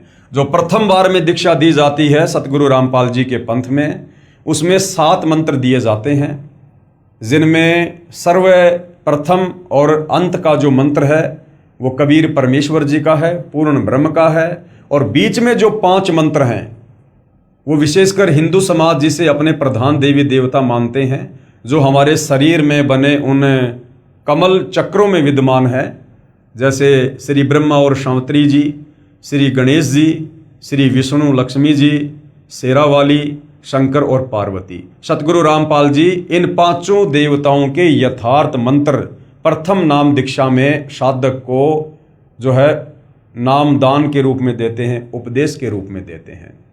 अब बहुत सारे भाई बहन कह देते हैं सतगुरु रामपाल जी के सत्संग ना सुन पाने के चलते, उनकी पुस्तकें ना पढ़ पाने के चलते, कि सतगुरु रामपाल जी तो देवी देवताओं की भक्ति छुड़वाते हैं। भाई जब आप सतगुरु रामपाल जी के प्रवचन सुनोगे तब आपको समझ में आएगा कि सतगुरु रामपाल जी देवी देवताओं की भक्ति नहीं छुड़वाते, वरन सतगुरु रामपाल जी तो देवी देवताओं की यथार्थ भक्ति हिंदू समाज से करवा रहे हैं, पूरे विश्व के मानव से करवा रहे हैं। हम केवल इन देवी देवताओं के नाम जानते हैं, शंकर जी, गणेश जी, ब्रह्मा जी, विष्णु जी, और हमारे नादान धर्मगुरु जो तत्व ज्ञान से अपरिचित थे, इन्हें इन देवी देवताओं के मूल मंत्रों का, बीज मंत्रों का ज्ञान नहीं, जिससे ये देवी देवता तुरंत प्रभावित होकर हमें कुछ लाभ दें। तो इन्होंने केवल देवी देवताओं के नाम ही रटवाने शुरू कर दिए। कोई विष्णु जी की भक्ति करवाता था तो उसने मंत्र दे दिया, ओम नमो भागवते वासुदेवाय नमः, या ओम नमः विष्णु देवाय नमः। कोई शंकर जी का पुजारी था, उसने अपने भक्तों को मंत्र देना शुरू कर दिया, ओम नमः शिवाय। कोई गणेश जी का पुजारी था, उसने अपने भक्तों को मंत्र देना शुरू कर दिया, ओम गणेशाय नमः। भाई और बहनों, ये तो इन देवी देवताओं के शरीर के नाम हैं, इनकी पहचान है। इन देवी देवताओं से लाभ लेने के मंत्र अलग हैं। जिस प्रकार आप जी एक कुत्ते को जो आपके पास में बैठा हो उधर मुंह करके आप उसको बार बार कहिए कुत्ता कुत्ता, ए कुत्ता इधर आ कुत्ता, वो कुत्ता कान उठाकर भी नहीं सुनेगा, नहीं देखेगा, क्योंकि कुत्ता उसके शरीर का नाम है। लेकिन यदि आपने उस कुत्ते को अपने पास बुलाना है, उसका ध्यान आकर्षित करना है, तो उसका मूल मंत्र अलग है, उसका बीज मंत्र अलग है, जिससे वो प्रभावित होगा। आप धीरे से कह दीजिए त्योल त्योल, तुरंत कान खड़ा करके देखेगा कि मुझे कौन पुकार रहा है। आप भैंसे को भैंसा भैंसा कहिए, जोटा जोटा कहिए, वो नहीं देखेगा आपकी तरफ। उसका एक मूल मंत्र है जिससे वो आकर्षित होता है, प्रभावित होता है। आप धीरे से बोल दो उर्र रही, तुरंत आपकी तरफ वो आंख गाड़ के देखने लगेगा। इसी प्रकार ये जितने भी देवी देवता हैं जिनके मंत्र सतगुरु रामपाल जी प्रथम नाम दीक्षा में देते हैं, ये इन देवी देवताओं के मूल मंत्र हैं, इनके बीज मंत्र हैं। इन मंत्रों का पूर्ण संत से नाम उपदेश लेकर जाप करते ही ये तुरंत आकर्षित होकर ये आपको अपने स्तर का लाभ देना शुरू कर देंगे। बाकी इनके नाम आप चाहे पूरी जिंदगी जपते रहिए, और जप ही रहे सदियों से हमारे नादान धर्म गुरुओं ने मात्र देवी देवताओं के शरीर के नाम ही तो जपवाए हैं। आज सबकी दुर्गति हुई पड़ी है। इन देवी देवताओं की भक्ति करते करते भी लोग महादुखी, परेशान, हॉस्पिटल पे हॉस्पिटल खुल रही हैं। अरे भगवान की भक्ति से तो रोग कम होने चाहिए, यहाँ दिन रात रोग बढ़ते जा रहे हैं, हॉस्पिटल बढ़ते जा रहे हैं, इंसान की दुर्गति होती जा रही है। तो भाई और बहनों, आप और हमें ये नादान धर्मगुरु इन देवी देवताओं की भी सत्य साधना नहीं बता रहे थे, जिस कारण से हमें थोड़ा बहुत लाभ भी प्राप्त नहीं हो पा रहा था। और जो थोड़ा बहुत लाभ हमें मिल रहा है या मिल रहा था, हम तो सोच रहे थे कि हमारी वर्तमान भक्ति से मिल रहा है। नहीं, ये हमारे पूर्व मनुष्य जन्मों की जो भक्ति कमाई थी, जो हमारे अंतःकरण में संचित थी, हमें उससे लाभ मिल रहा था। वर्तमान शास्त्र विरुद्ध साधना से और मनमुखी नामों के जाप से किसी को किसी प्रकार का कोई लाभ नहीं होता है। हाँ, अब यदि आपको सर्वस्व लाभ प्राप्त करने हैं, इन देवी देवताओं से भी आपको सर्व लाभ प्राप्त करने हैं, तो भी आपको सतगुरु रामपाल जी से दीक्षा लेकर और इन देवी देवताओं के यथार्थ मूल मंत्रों का ही जाप करना पड़ेगा, जिनका वास हमारे मानव शरीर में बने चक्रों में होता है। मूल आधार यानी मूल चक्कर में श्री गणेश जी का वास है, शवात चक्कर में ब्रह्मा शांवत्री जी का वास है, नाभि चक्कर में लक्ष्मी विष्णु जी का वास है, हृदय चक्कर में शंकर पार्वती जी का वास है, और कंठ चक्कर में शेरा वाली माता का वास है। और इन सब देवी देवताओं के आदि अनादि नाम मंत्र होते हैं, यानी इनके मूल मंत्र अलग हैं, बीज मंत्र अलग हैं, जिनका वर्तमान में गुरुओं को ज्ञान नहीं है।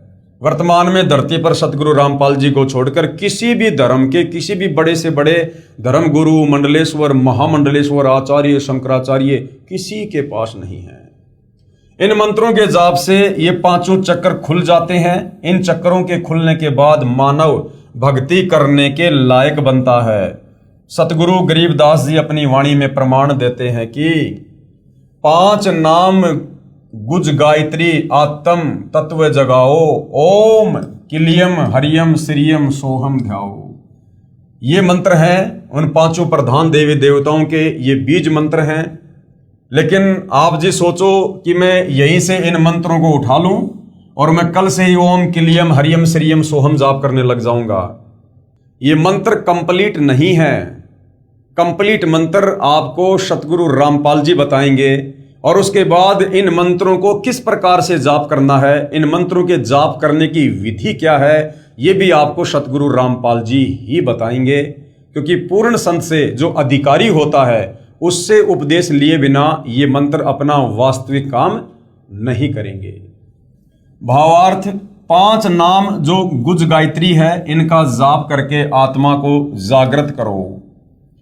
दूसरी बार में 2 अक्षर का जाप देते हैं। जो पूर्ण संत होता है, तत्वदर्शी संत होता है, वो प्रथम बार में तो ये पान परवाना देगा जो प्रथम दीक्षा है, जिसमें बीच बीच के 5 मंत्र हैं। और दूसरी बार में 2 अक्षर का जाप देते हैं जिसको शतनाम भी कहा जाता है, जिनमें एक तो ओम है और दूसरा तत् जो कि गुप्त है, ये अक्षर पुरुष का है, पर ब्रह्म का मंत्र है। ये केवल उपदेशी को बताया जाता है, जिनको श्वास के साथ जाप किया जाता है।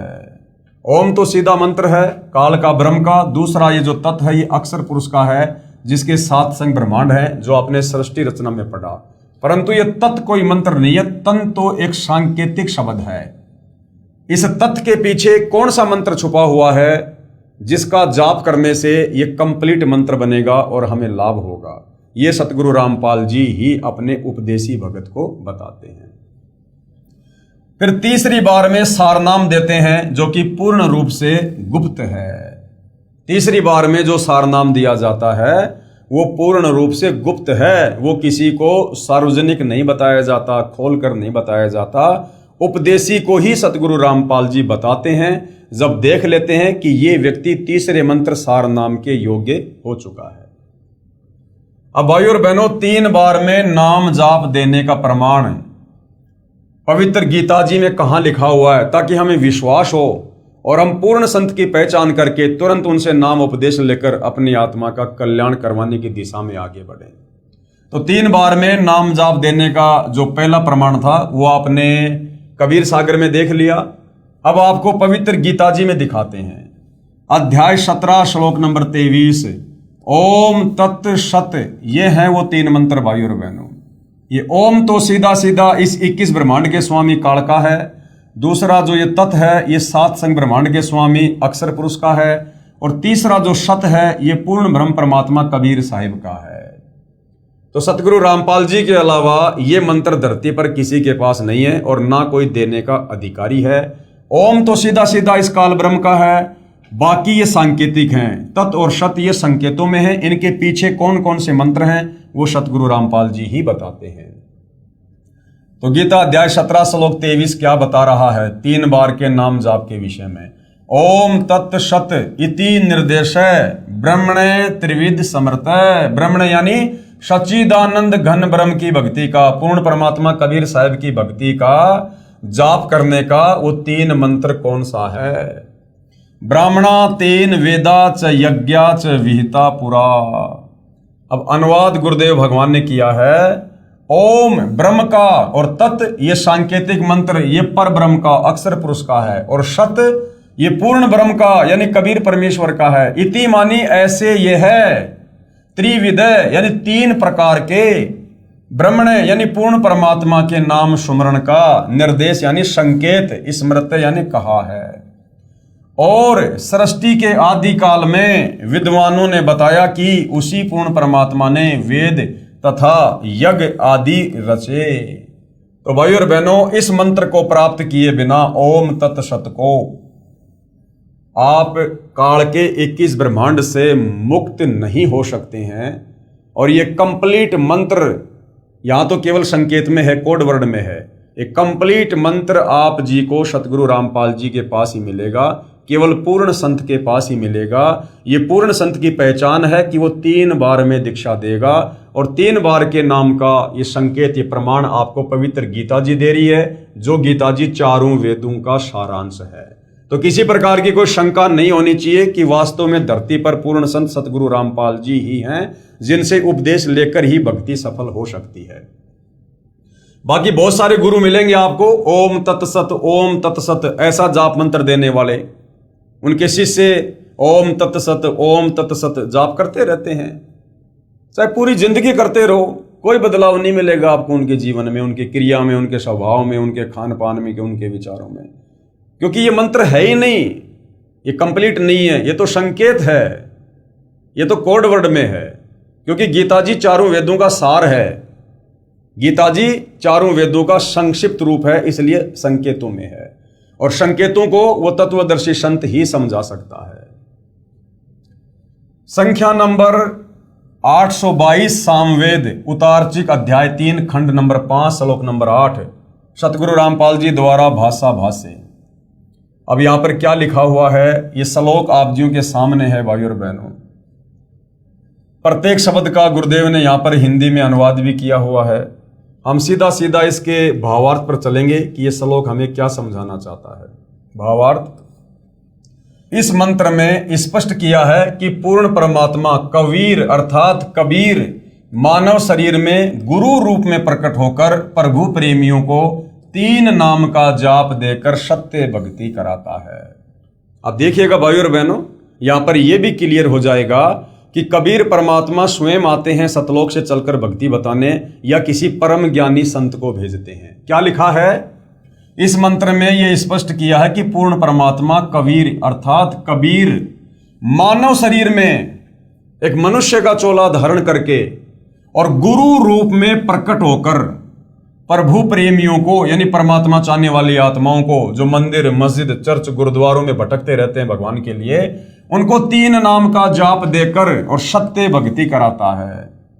कबीर परमात्मा स्वयं ही मानव रूप में प्रकट होकर, उनका शरीर आप और हमारे जैसा नहीं होता, दिखाई अवश्य देता है हमारे जैसा, परंतु उनका शरीर तेज पुंज का होता है, नूरी होता है, शब्द का होता है। तो वो कबीर परमात्मा खुद ही धरती पर प्रकट होकर सतगुरु की भूमिका करता है, तत्वदर्शी संत कहलाता है, जगत गुरु कहलाता है, और परमात्मा चाहने वाली आत्माओं को 3 बार में दीक्षा देता है। 3 बार में 3 मंत्रों का जाप देता है, जो वर्तमान में सतगुरु रामपाल जी के अलावा अन्य कोई संत नहीं देता है। तो यह प्रमाण सामवेद में भी है, तो इससे भी हमें पूर्ण संत की पहचान होती है।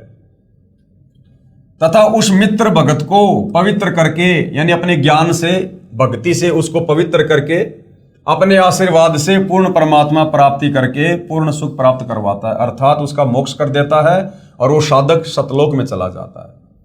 साधक की आयु यानी उम्र बढ़ाता है। यही प्रमाण गीता अध्याय 17 श्लोक 23 में है कि ओम तत्सत इति निर्देश ब्रह्मण त्रिविध समर्थ। भावार्थ है कि पूर्ण परमात्मा को प्राप्त करने का ओम, दूसरा तत् और तीसरा सत्य, ये मंत्र जाप सुमरण करने का निर्देश है। इस नाम को तत्वदर्शी संत से प्राप्त करो। गीता अध्याय 4 श्लोक 34, ये गीता ज्ञानदाता काल ब्रह्म खुद कह रहा है अर्जुन को कि अर्जुन, इस कंप्लीट आध्यात्मिक ज्ञान का, संसार की रचना का, सृष्टि रचना का मुझे भी ज्ञान नहीं है। अगर तुझे ज्ञान प्राप्त करना है, मोक्ष प्राप्त करना है, तो किसी तत्वदर्शी संत की खोज कर। तो भाई और बहनों, आज धरती पर वह तत्वदर्शी संत सतगुरु रामपाल जी हैं। इस नाम को तत्वदर्शी संत से प्राप्त करो। तत्वदर्शी संत के विषय में गीता अध्याय 4 श्लोक नंबर 34 में कहा है। किसने कहा है? गीता जी का ज्ञान देने वाले इस ब्रह्म ने, इस काल ने, दुर्गा के पति ने, ब्रह्मा विष्णु महेश के पिता ने श्री कृष्ण जी के शरीर में प्रेत की भांति प्रवेश करके, और क्या कहा है? तथा गीता अध्याय नंबर 15 श्लोक नंबर 1 व 4 में तत्वदर्शी संत की पहचान बताई है। गीता जी अध्याय 15 और श्लोक 1 से 4 में तत्वदर्शी संत की, पूर्ण संत की पहचान बताई गई है तथा कहा है कि तत्वदर्शी संत से तत्व ज्ञान जानकर उसके पश्चात उस परम पद परमेश्वर की खोज करनी चाहिए। जहां जाने के पश्चात साधक यानी भगत लौटकर संसार में यानी काल के 21 ब्रह्मांडों में नहीं आते, अर्थात पूर्ण मुक्त हो जाते हैं। उसी पूर्ण परमात्मा से संसार की रचना हुई है। यानी वो तत्वदर्शी संत ही संसार रूपी उल्टे लटके उस पीपल के वृक्ष की व्याख्या करेगा जो आपने सृष्टि रचना सुनी, जिसमें सर्वप्रथम कबीर परमात्मा ने ऊपर के 4 अविनाशी लोकों की रचना की, अनामी लोक, अगम लोक, अलख लोक, शतलोक। उसके बाद में कबीर परमेश्वर ने इस काल को 21 ब्रह्मांड दिए, सतलोक से बाहर किया। उसके बाद अक्षर पुरुष को 7 संग ब्रह्मांड दिए और शतलोक से बाहर किया। इस प्रकार से कंप्लीट सृष्टि रचना को वो तत्वदर्शी संत ही बताएगा। ये पूर्ण संत की पहचान होती है, तत्वदर्शी संत की पहचान होती है। विशेष उपरोक्त विवरण से स्पष्ट हुआ कि पवित्र चारों वेद भी साक्षी हैं कि पूर्ण परमात्मा ही पूजा के योग्य है। उसका वास्तविक नाम कबीर देव अर्थात कबीर परमेश्वर है तथा 3 मंत्र के नाम का जाप करने से ही पूर्ण मोक्ष होता है। धर्मदास जी को तो परमेश्वर कबीर साहिब जी ने सार शब्द देने से मना कर दिया था तथा कहा था कि यदि सार शब्द किसी काल के दूत के हाथ पड़ गया तो बिचली पीढ़ी वाले हंस पार नहीं हो पाएंगे। जैसे कलयुग के प्रारंभ में प्रथम पीढ़ी वाले भगत अशिक्षित थे, यानी 650 साल पहले जो हम 64 लाख भगत थे वो अनपढ़ थे, अशिक्षित थे। तथा कलयुग के अंत में यानी इस कलयुग की बिचली पीढ़ी के समाप्त होने के बाद में कलयुग के अंत में लाखों साल बाद जो तीसरी जो पीढ़ी शुरू होगी तथा कलयुग के अंत में अंतिम पीढ़ी वाले भगत वो कृतघ्नी हो जाएंगे, वो भक्ति के योग्य नहीं रहेंगे। तथा अब वर्तमान में सन 1947 से भारत स्वतंत्र होने के पश्चात बिचली पीढ़ी प्रारंभ हुई है। जिस दिन सतगुरु रामपाल जी इस धरती पर प्रकट हुए 8 सितंबर 1951 को, उस दिन से कलयुग की बिचली पीढ़ी शुरू हुई है और जब तक सतगुरु रामपाल जी रहेंगे ये कलयुग की बिचली पीढ़ी रहेगी। तो क्या कहा जा रहा है? अब वर्तमान में सन 1947 से भारत स्वतंत्र होने के पश्चात बिचली पीढ़ी प्रारंभ हुई है। सन 1951 में सतगुरु रामपाल जी महाराज को भेजा गया है, भेजा नहीं गया, सतगुरु रामपाल जी स्वयं सतलोक से चलकर आए हैं, प्रकट हुए हैं। अब सर्व भगत जन शिक्षित हैं, शास्त्र अपने पास विद्यमान है। अब यह सतमार्ग सत साधना पूरे संसार में फैलेगा तथा नकली गुरु तथा संत महंत छुपते फिरेंगे, क्योंकि भाइयों और बहनों इस ज्ञान के अलावा आने वाले कुछ ही वर्षों में धरती पर दूसरा ज्ञान नहीं रहेगा। सभी आत्माओं को परमात्मा की चाहत है, बेचारे भटक रहे हैं लेकिन कहीं शास्त्र अनुकूल साधना नहीं मिल रही और किसी प्रकार का आध्यात्मिक लाभ नहीं हो रहा। हर आदमी दुखी है, परेशान है, फिर भी परमात्मा की खोज में लगा हुआ है। अब सतगुरु रामपाल जी ने वो शत आध्यात्मिक ज्ञान दे दिया है, शास्त्र अनुकूल भक्ति दे दी है, सृष्टि रचना खोल के बता दी है, अपने प्रवचनों में सर्व धर्मों के सर्व धर्म शास्त्रों को खोल खोल के दिखा दिया है। और आप और हम सभी शिक्षित हैं, अनपढ़ नहीं हैं। ऊपर से विज्ञान का जमाना, टेक्नोलॉजी है, हर धर्म ग्रंथ को हर भाषा में ट्रांसलेट कर दिया गया है। मोबाइल में गूगल पे जाकर 2 मिनट में किसी भी श्लोक का कोई भी अर्थ हम देख सकते हैं, समझ सकते हैं। तो अब पूरा विश्व इन नकली संतों को छोड़ेगा और सतगुरु रामपाल जी की शास्त्र अनुकूल साधना को अपनाएगा, जिसके चलते ये जितने भी काल प्रेरित साधु संत महात्मा हैं जो केवल भक्ति मार्ग में रोड़ा ही अटकाते हैं, अब ये छुपते फिरेंगे। कहने का मतलब है अब इनके पास कोई भी जो है उपदेश प्राप्त करने के लिए नहीं जाएगा। इसलिए कबीर सागर जीव धर्मबोध बोध सागर पेज नंबर 1937 पर क्या लिखा है? धर्मदास तो ही लाख दुहाई, सार शब्द कहीं बाहर न जाई। सार शब्द बाहर जो परी है, बिचली पीढ़ी हंस नहीं तरी है। 650 साल पहले कबीर परमात्मा जब बनारस के काशी में आए थे, 120 वर्ष उन्होंने लीला में जीवन में लीला करके हमें ज्ञान समझाया। तो धर्मदास जी जो एक अच्छी आत्मा थी, वो कबीर परमेश्वर जी के भगत हुए हैं, उनके परम भगत हुए हैं, और धर्मदास जी के माध्यम से परमात्मा ने कबीर सागर लिखवाया है। तो धर्मदास जी को कबीर परमात्मा कह रहे हैं कि धर्मदास, मैंने तुझे जो ये सारनाम दे दिया है, इस सारनाम को तू आगे किसी को मत बता देना। अगर तूने किसी को ये सारनाम आगे बता दिया तो आगे चल के 600 साल बाद जो कलयुग की पिछली पीढ़ी आएगी, जो भक्ति का निर्धारित समय है, यानी वर्तमान समय की बातें हो रही थी, अगर आज तूने इस मंत्र का खुलासा कर दिया तो ये काल के दूत साधु संत महात्मा भी इसी मंत्र को आगे अपने भक्तों को दान करेंगे। और फिर जब हम जाएंगे खुद और जब यही मंत्र हम दान करेंगे तो कोई भी हमारे ऊपर विश्वास नहीं करेगा। लोग ये कहेंगे कि यही मंत्र जो सतगुरु रामपाल जी देते हैं, ये तो हमारे गुरु जी भी दे रहे हैं, सदियों से दे रहे हैं, तो सतगुरु रामपाल जी हमें क्या कुछ नया दे रहे हैं। और उन नकली संतों के द्वारा दिया गया मंत्र काम नहीं करेगा, क्योंकि वो दीक्षा देने के अधिकारी नहीं है, वो गुरु पद के अधिकारी नहीं है, जिस कारण से भगत आत्माएं जो है अपना मोक्ष नहीं करवा पाएंगी, भक्ति का लाभ नहीं उठा पाएंगी।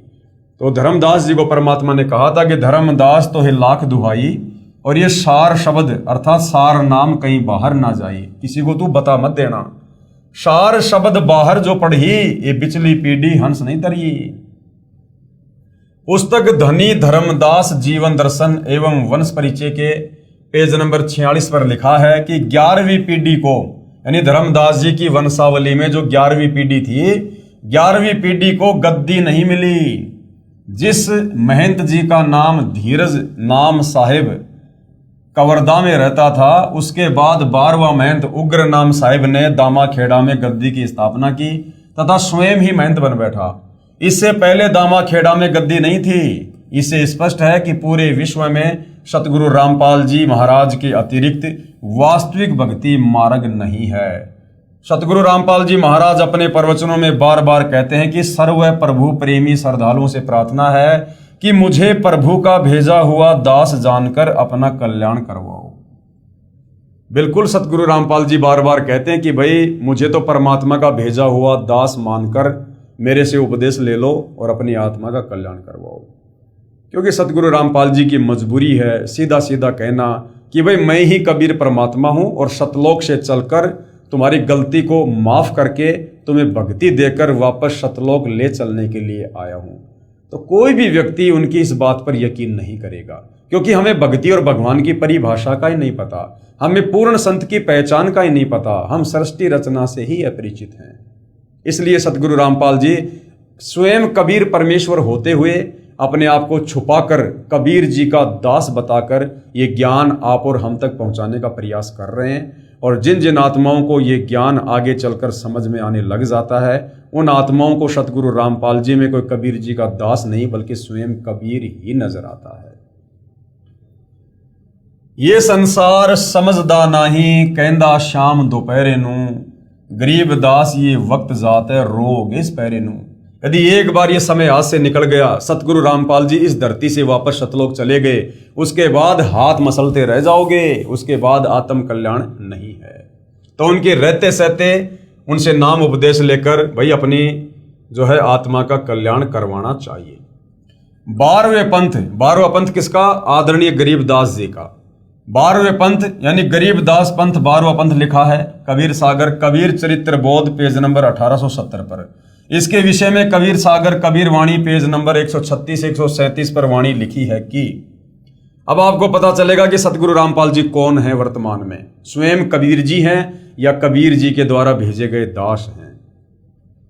संवत 1775 होई ता दिन प्रेम प्रकटे जग सोई, यानी ये आदरणीय गरीबदास जी के विषय में है कि सन 1775 में आदरणीय गरीबदास जी का इस धरती पर प्राकाटे होगा। और साखी हमारी लिए जीव समझावे असंख्य जन्म ठोर नहीं पावे। और गरीबदास जी इस 12वें पंथ की शुरुआत करेंगे, 12वें पंथ के गुरु होंगे।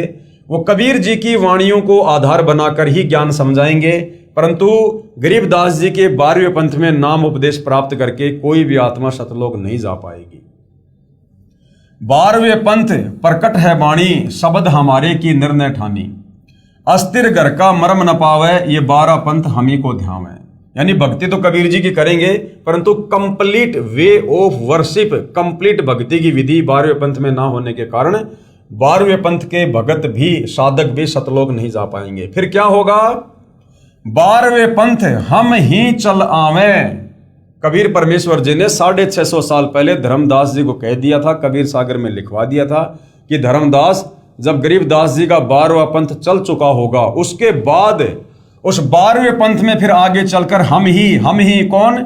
स्वयं कबीर जी, कि हम ही चल आवे, यानी मैं कबीर खुद ही आगे चलकर 12वें पंथ में आऊंगा और सब पंथ मेट एक ही पंथ चलावें और सारे पंथों को खत्म करके, खत्म कैसे करेंगे?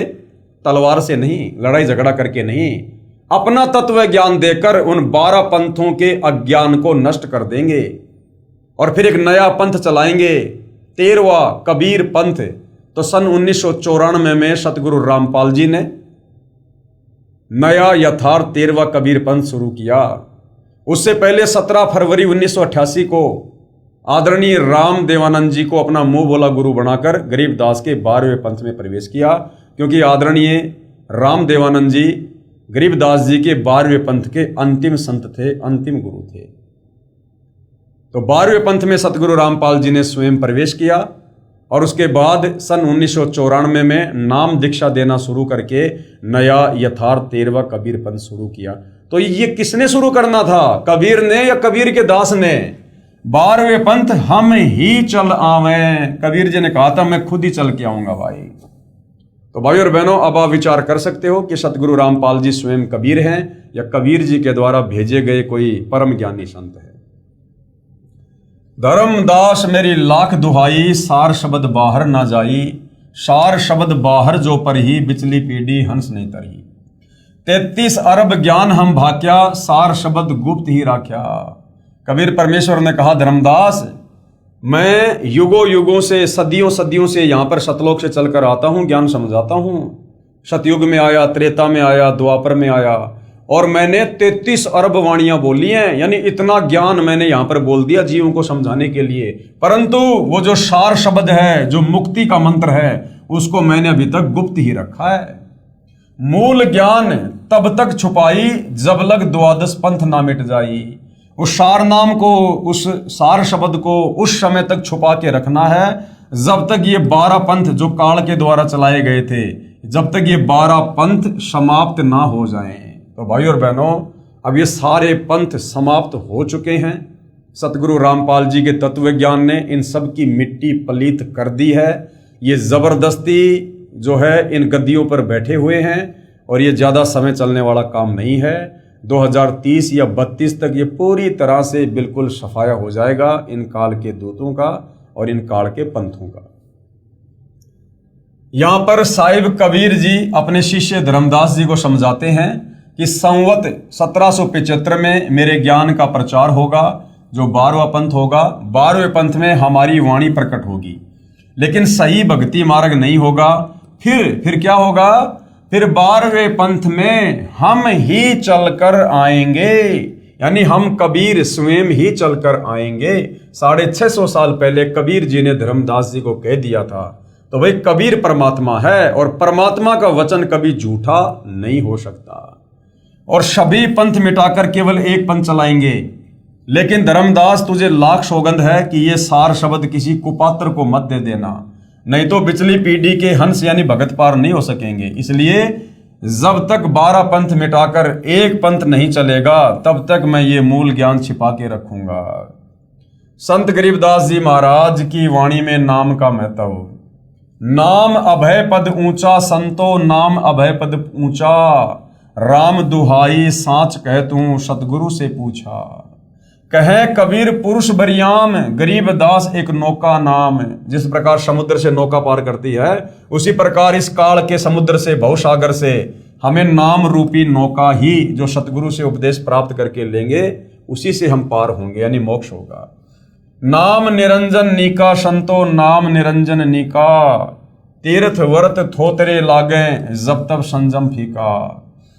गज तूरक पाल की अर्था, नाम बिना सब दान व्यर्था। कबीर नाम गहे सो संत सुजाना, नाम बिना जग उर्जाना, ताही ना जाने ये संसारा, नाम बिना सब जम के चारा। उस वास्तविक सार नाम सार शब्द के बिना सब यहां पर काल की खुराक ही बनकर रहेंगे।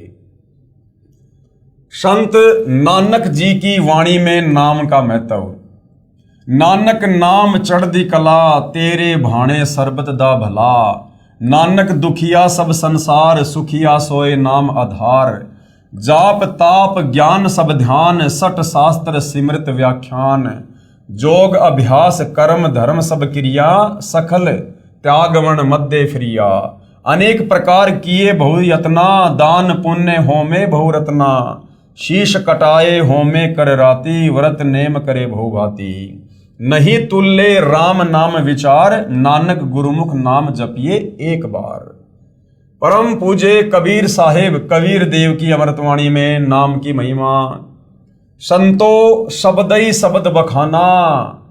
हम इसका जो सरलार्थ है वो आगे पढ़ेंगे, पहले क्या वाणी है उसको हम पढ़ते हैं। संतो शब्दई शब्द बखाना, यानी सब संतों ने नाम की महिमा गाई है। शब्द फांस फंसा, सब कोई शब्द नहीं पहचाना। लेकिन झूठे शब्दों के चक्कर में ओम नमः भागवते वासुदेवाय नमः, जय जय राम हरे राम, राधे राधे श्याम मिला दे, ओम नमः शिवाय, इन झूठे नाम जाप के चक्कर में पूरा संसार उलझा हुआ है। कोई शब्द नहीं पहचाना। वो वास्तव में शब्द, वो मंत्र, वो गीता अध्याय 17 श्लोक 23 का ओम तत्सत, वो वास्तविक मंत्र आज तक कोई नहीं समझ पाया, कोई प्राप्त नहीं कर पाया, और उसके बिना मुक्ति नहीं हो सकती। और वो मंत्र अब वर्तमान में कंप्लीट सतगुरु रामपाल जी से उपदेश प्राप्त करके ही आप जी ले सकते हो, लाभ उठा सकते हो। प्रथम ही ब्रह्म स्वयं इच्छा ते पांचों शब्द उचारा, सोहम निरंजन निरंकार शक्ति और ओंकारा। पांचों तत्व प्रकृति तीनों गुण उपजाया, लोक दीप चारों खान 84 लख बनाया। इस सृष्टि रचना में सब कुछ आप जियों को बता दिया गया है कि किस प्रकार से ये पांचों तत्व इस काल में कूर्म के मुकुट से प्राप्त किए, और 5 तत्व से इसने किस ब्रह्मांड में अपनी रचना की। और ये प्रकृति यानी इसकी पत्नी है दुर्गा, और तीनों गुण उपजाया, यानी इस प्रकृति से इस काल ने शारीरिक संबंध बना के पति पत्नी व्यवहार करके तीनों गुण उपजाया। ये ब्रह्मा विष्णु महेश एक एक गुण से युक्त हैं। रजगुण ब्रह्मा, सतगुण विष्णु, तमगुण शंकर। लोक दीप चारों खान 84 लख बनाया, शब्दई काल कलंदर कहिए शब्दई भरम भुलाया। 5 शब्द की आस में सर्वस्व मूल गवाया। इस काल के जो 5 नाम है, इन 5 नामों को जाप करके इंसान कभी भी यहां से मुक्त नहीं हो सकता। शब्दई ब्रह्म प्रकाश मेट के बैठे मुंदे द्वारा, और शब्दई निर्गुण शब्दई सरगुण शब्दई वेद पुकारा। शुद्ध ब्रह्म काया के भीतर बैठ करे स्थाना, ज्ञानी योगी पंडित और सिद्ध शब्द में उलझाना। 5 ही शब्द 5 हैं, मुद्रा काया बीच ठिकाना। जो जिह संक आराधन करता, सोती ही करत बखाना। शब्द निरंजन चांचरी मुर्दा है, नैनन के माही। ताको जाने गोरख योगी, महातेज तप माही। शब्द ओंकार भूंचरी मुद्रा, त्रिकुटी है अस्ताना। व्यास देव ताही पहचाना, चांद सूर्य तिही जाना। सोहम शब्द अगोचरी मुद्रा, भंवर गुफा स्थाना। सुखदेव मुनि ताही पहचाना, सुन अनहद को काना। शब्द ररंकार खेचरी मुर्दा, 10वें द्वार ठिकाना। ब्रह्मा विष्णु महेश आदि लो ररंकार पहचाना। शक्ति शब्द ध्यान उन्मनी मुद्रा, बसे आकाश स्नेही। झिलमिल झिलमिल जोत दिखावे, जाने जनक विदेही। 5 शब्द 5 हैं, मुद्रा सो निश्चय कर जाना। आगे पुरुष पुराण नी अक्षर, तिनकी खबर न जाना। 9 नाथ 84 सिद्ध, लो 5 शब्द में अटके। और मुद्रा साध रहे गट भीतर, फिर औंधे मुंह लटके। 5 शब्द 5 हैं मुद्रा, लोक दीप यमजाला। कहे कबीर अक्षर के आगे नी अक्षर का उजियाला। अब क्या बताया गुरुदेव ने, इस काल के जो 5 मंत्र हैं, इन 5 मंत्रों को किन किन संतों ने महापुरुषों ने जपा, और इन 5 मंत्रों को जपने के बावजूद भी तत्वदर्शी संत के अभाव में, कंप्लीट भक्ति के कोर्स के अभाव में वो काल के ही जाल में रहे। जैसा कि इस शब्द संतों शब्दई शब्द बखाना, इसमें लिखा है कि सभी संत जन शब्द यानी नाम की महिमा सुनाते हैं। पूर्ण ब्रह्म कबीर साहिब जी ने बताया है कि शब्द सत्य पुरुष का भी है, जो कि सत्य पुरुष का प्रतीक है। वह ज्योति निरंजन काल का प्रतीक भी शब्द ही है। जैसे शब्द ज्योति निरंजन, जब कबीर परमात्मा ने इसको अंडे से उत्पन्न किया तो इसका क्या नाम रखा था? ज्योति निरंजन। तो ये ज्योति निरंजन इस काल का शब्द है। जैसे शब्द ज्योति निरंजन यह चांचरी मुद्रा को प्राप्त करवाता है। इसको गोरख योगी ने बहुत अधिक तप करके प्राप्त किया, जो कि आम साधारण व्यक्ति के बस की बात नहीं है, लेकिन वो भी पार नहीं हो पाया। वो गोरख भी 650 साल पहले कबीर परमात्मा की शरण में आया, फिर कबीर परमेश्वर ने उसको 2 अक्षर का सतनाम दिया, तब जाकर कहीं उसका रास्ता निकला आत्म कल्याण का।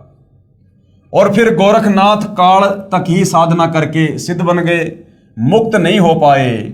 जब कबीर साहिब ने सतनाम तथा सारनाम दिया, तब काल से छुटकारा गोरखनाथ जी का हुआ। काल से छुटकारे का मतलब है अभी उसका पूर्ण मोक्ष नहीं हुआ है, फिर से परमात्मा उसको मनुष्य जन्म देगा और कभी अपनी शरण में लेगा। क्योंकि गोरखनाथ जी 650 साल पहले कबीर परमेश्वर जी की शरण में आए थे। और जब आप सतगुरु रामपाल जी के सत्संग सुनेंगे तो आपको पता चलेगा कि गोरखनाथ जी भी उन 64 लाख भक्तों में ही थे, और 64 के 64 लाख भगत उस समय फैल हो गए थे। किसी का भी आत्म कल्याण नहीं हुआ, क्योंकि आत्म कल्याण करने का ठीक का समय वर्तमान कलयुग की पिछली पीढ़ी है। इसलिए ज्योति निरंजन नाम का जाप करने वाले काल जाल से नहीं बच सकते, अर्थात सतलोक नहीं जा सकते। उसके बाद एक शब्द है ओंकार, यानी ओम, जो इस काल का जाप है। ओंकार का जाप करने से भूंचरी मुद्रा की स्थिति में साधक आ जाता है, जो कि वेद व्यास ने साधना की और काल जाल में ही रहा।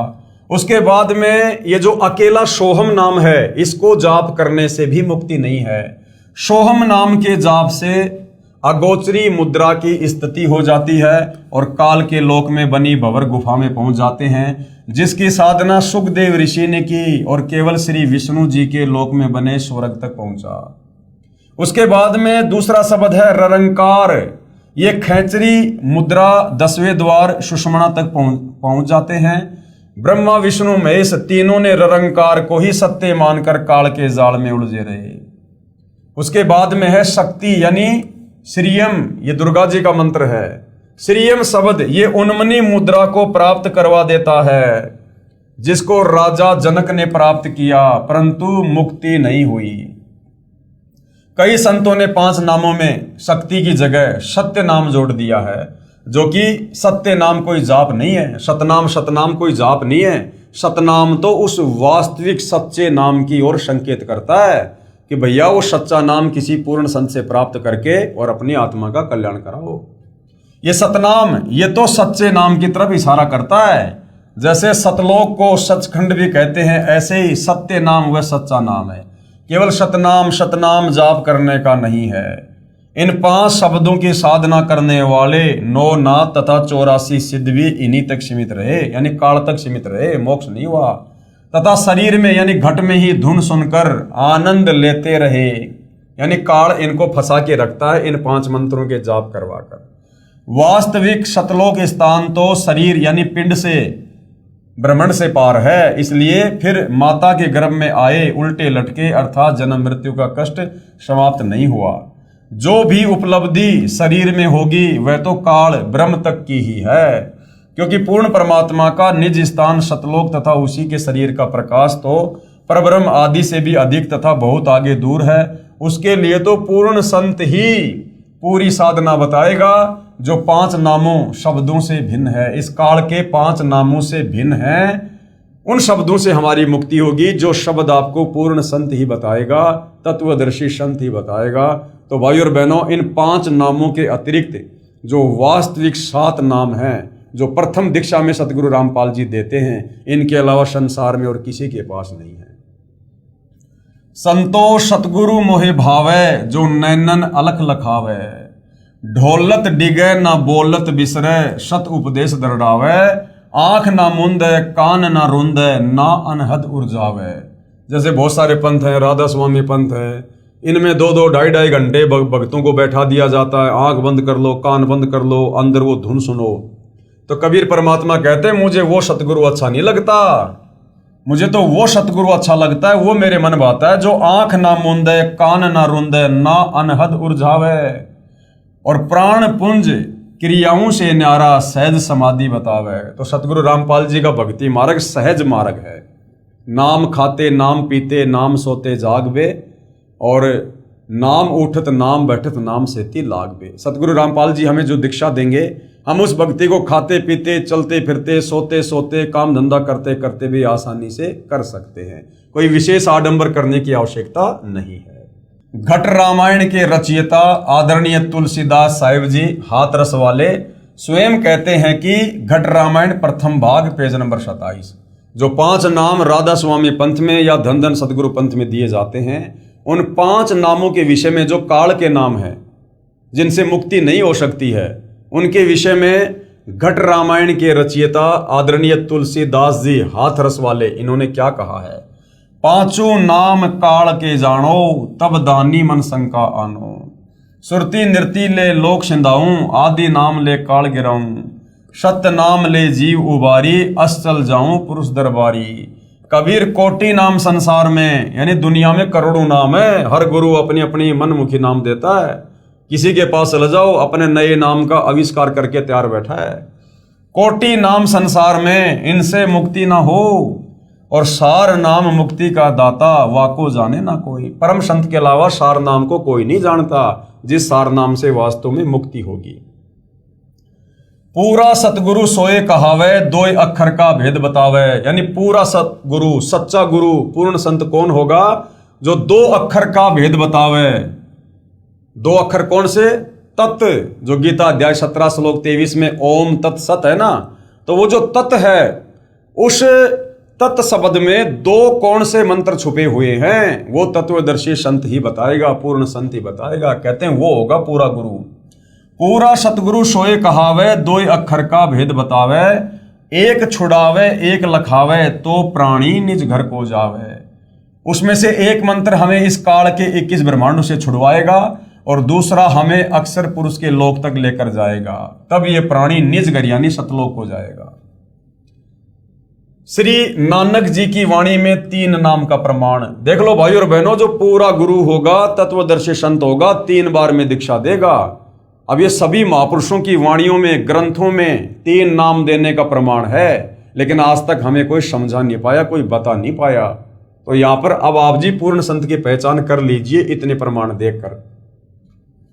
जय पंडित तू पढ़िया, बिना 2 अक्षर 2 नाम की, हे भगत यदि तूने उन 2 नामों के बिना अगर भक्ति की तो तेरी भक्ति सफल नहीं है।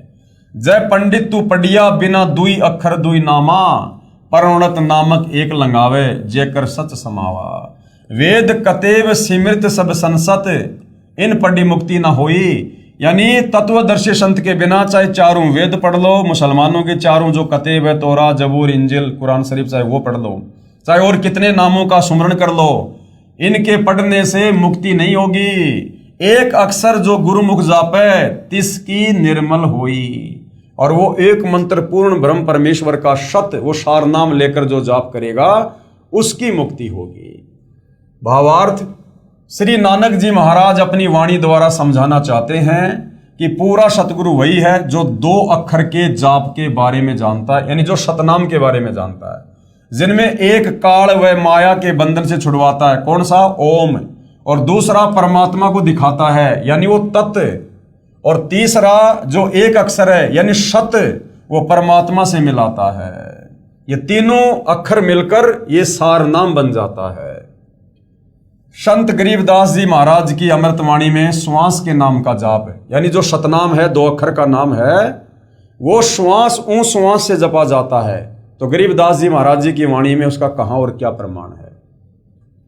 गरीब श्वासा पारस भेद हमारा, और जो खोजे सो उतरे पारा। श्वासा पारस आदि निशानी, जो खोजे सो होय दरबानी। गरीब श्वासा ही में सार पद, और पद में श्वासा सार, दम देही का खोजकर आवागमन निवार। गरीब श्वास सुरती के मध्य है, न्यारा कदे नहीं होए, सतगुरु साक्षी भूत को राखो सुरती समोए। गरीब 4 पदार्थ उर्मे जोवे, सुरती नृति मन पवन समोवे, सुरती नृति मन पवन पदारथ करो इकतर यार, द्वादश अंदर समोय ले दिल अंदर दीदार।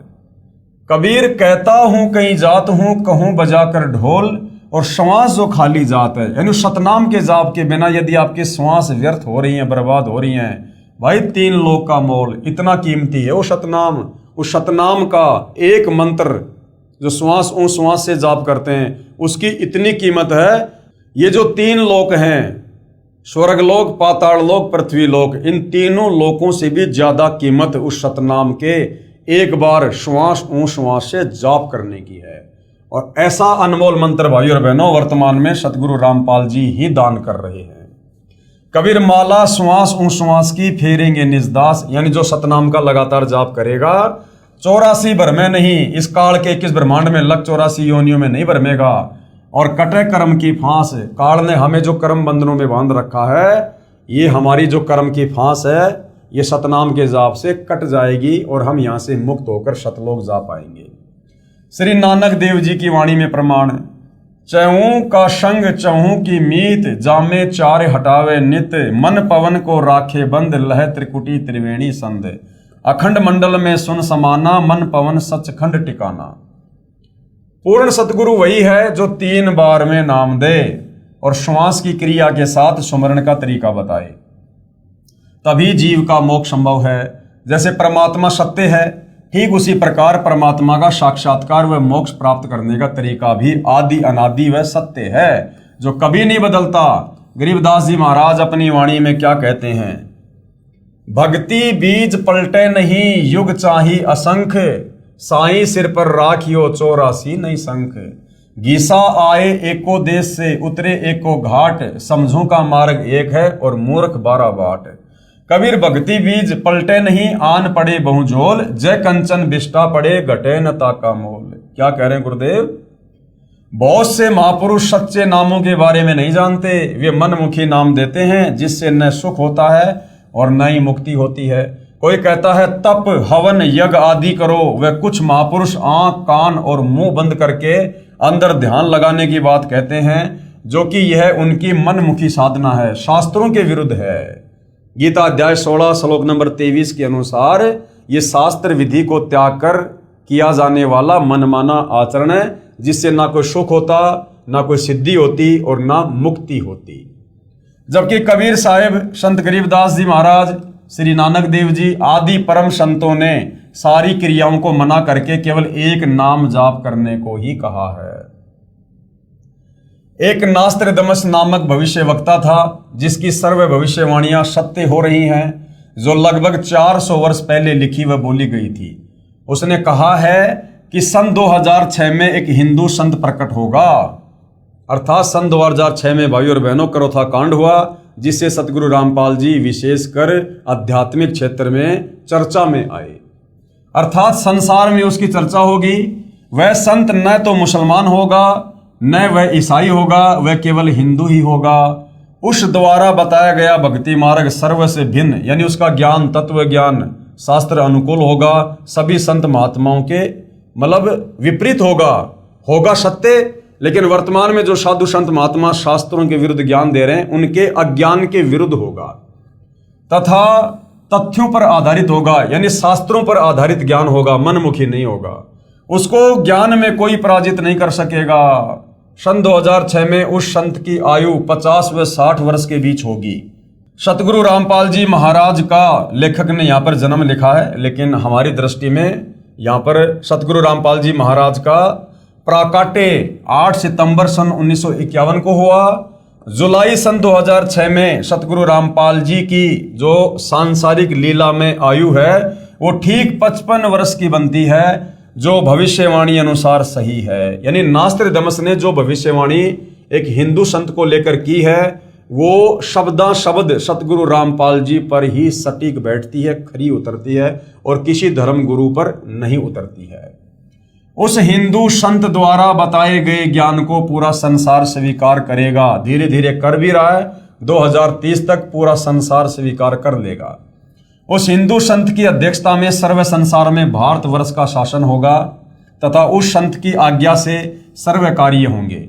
उसकी महिमा आसमानों से ऊपर होगी। नास्त्रदमस द्वारा बताया सांकेतिक सतगुरु रामपाल जी महाराज है, जो सन 2006 में विख्यात हुए। भले ही अनजानों ने बुराई करके प्रसिद्ध किया, यानी क्रोथा कांड करवा के उनको प्रसिद्ध किया, परंतु संत में कोई दोष नहीं है।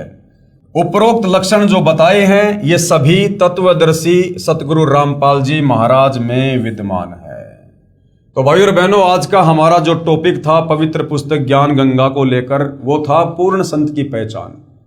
कि पूर्ण संत की क्या पहचान होती है, हम कैसे पहचान करें।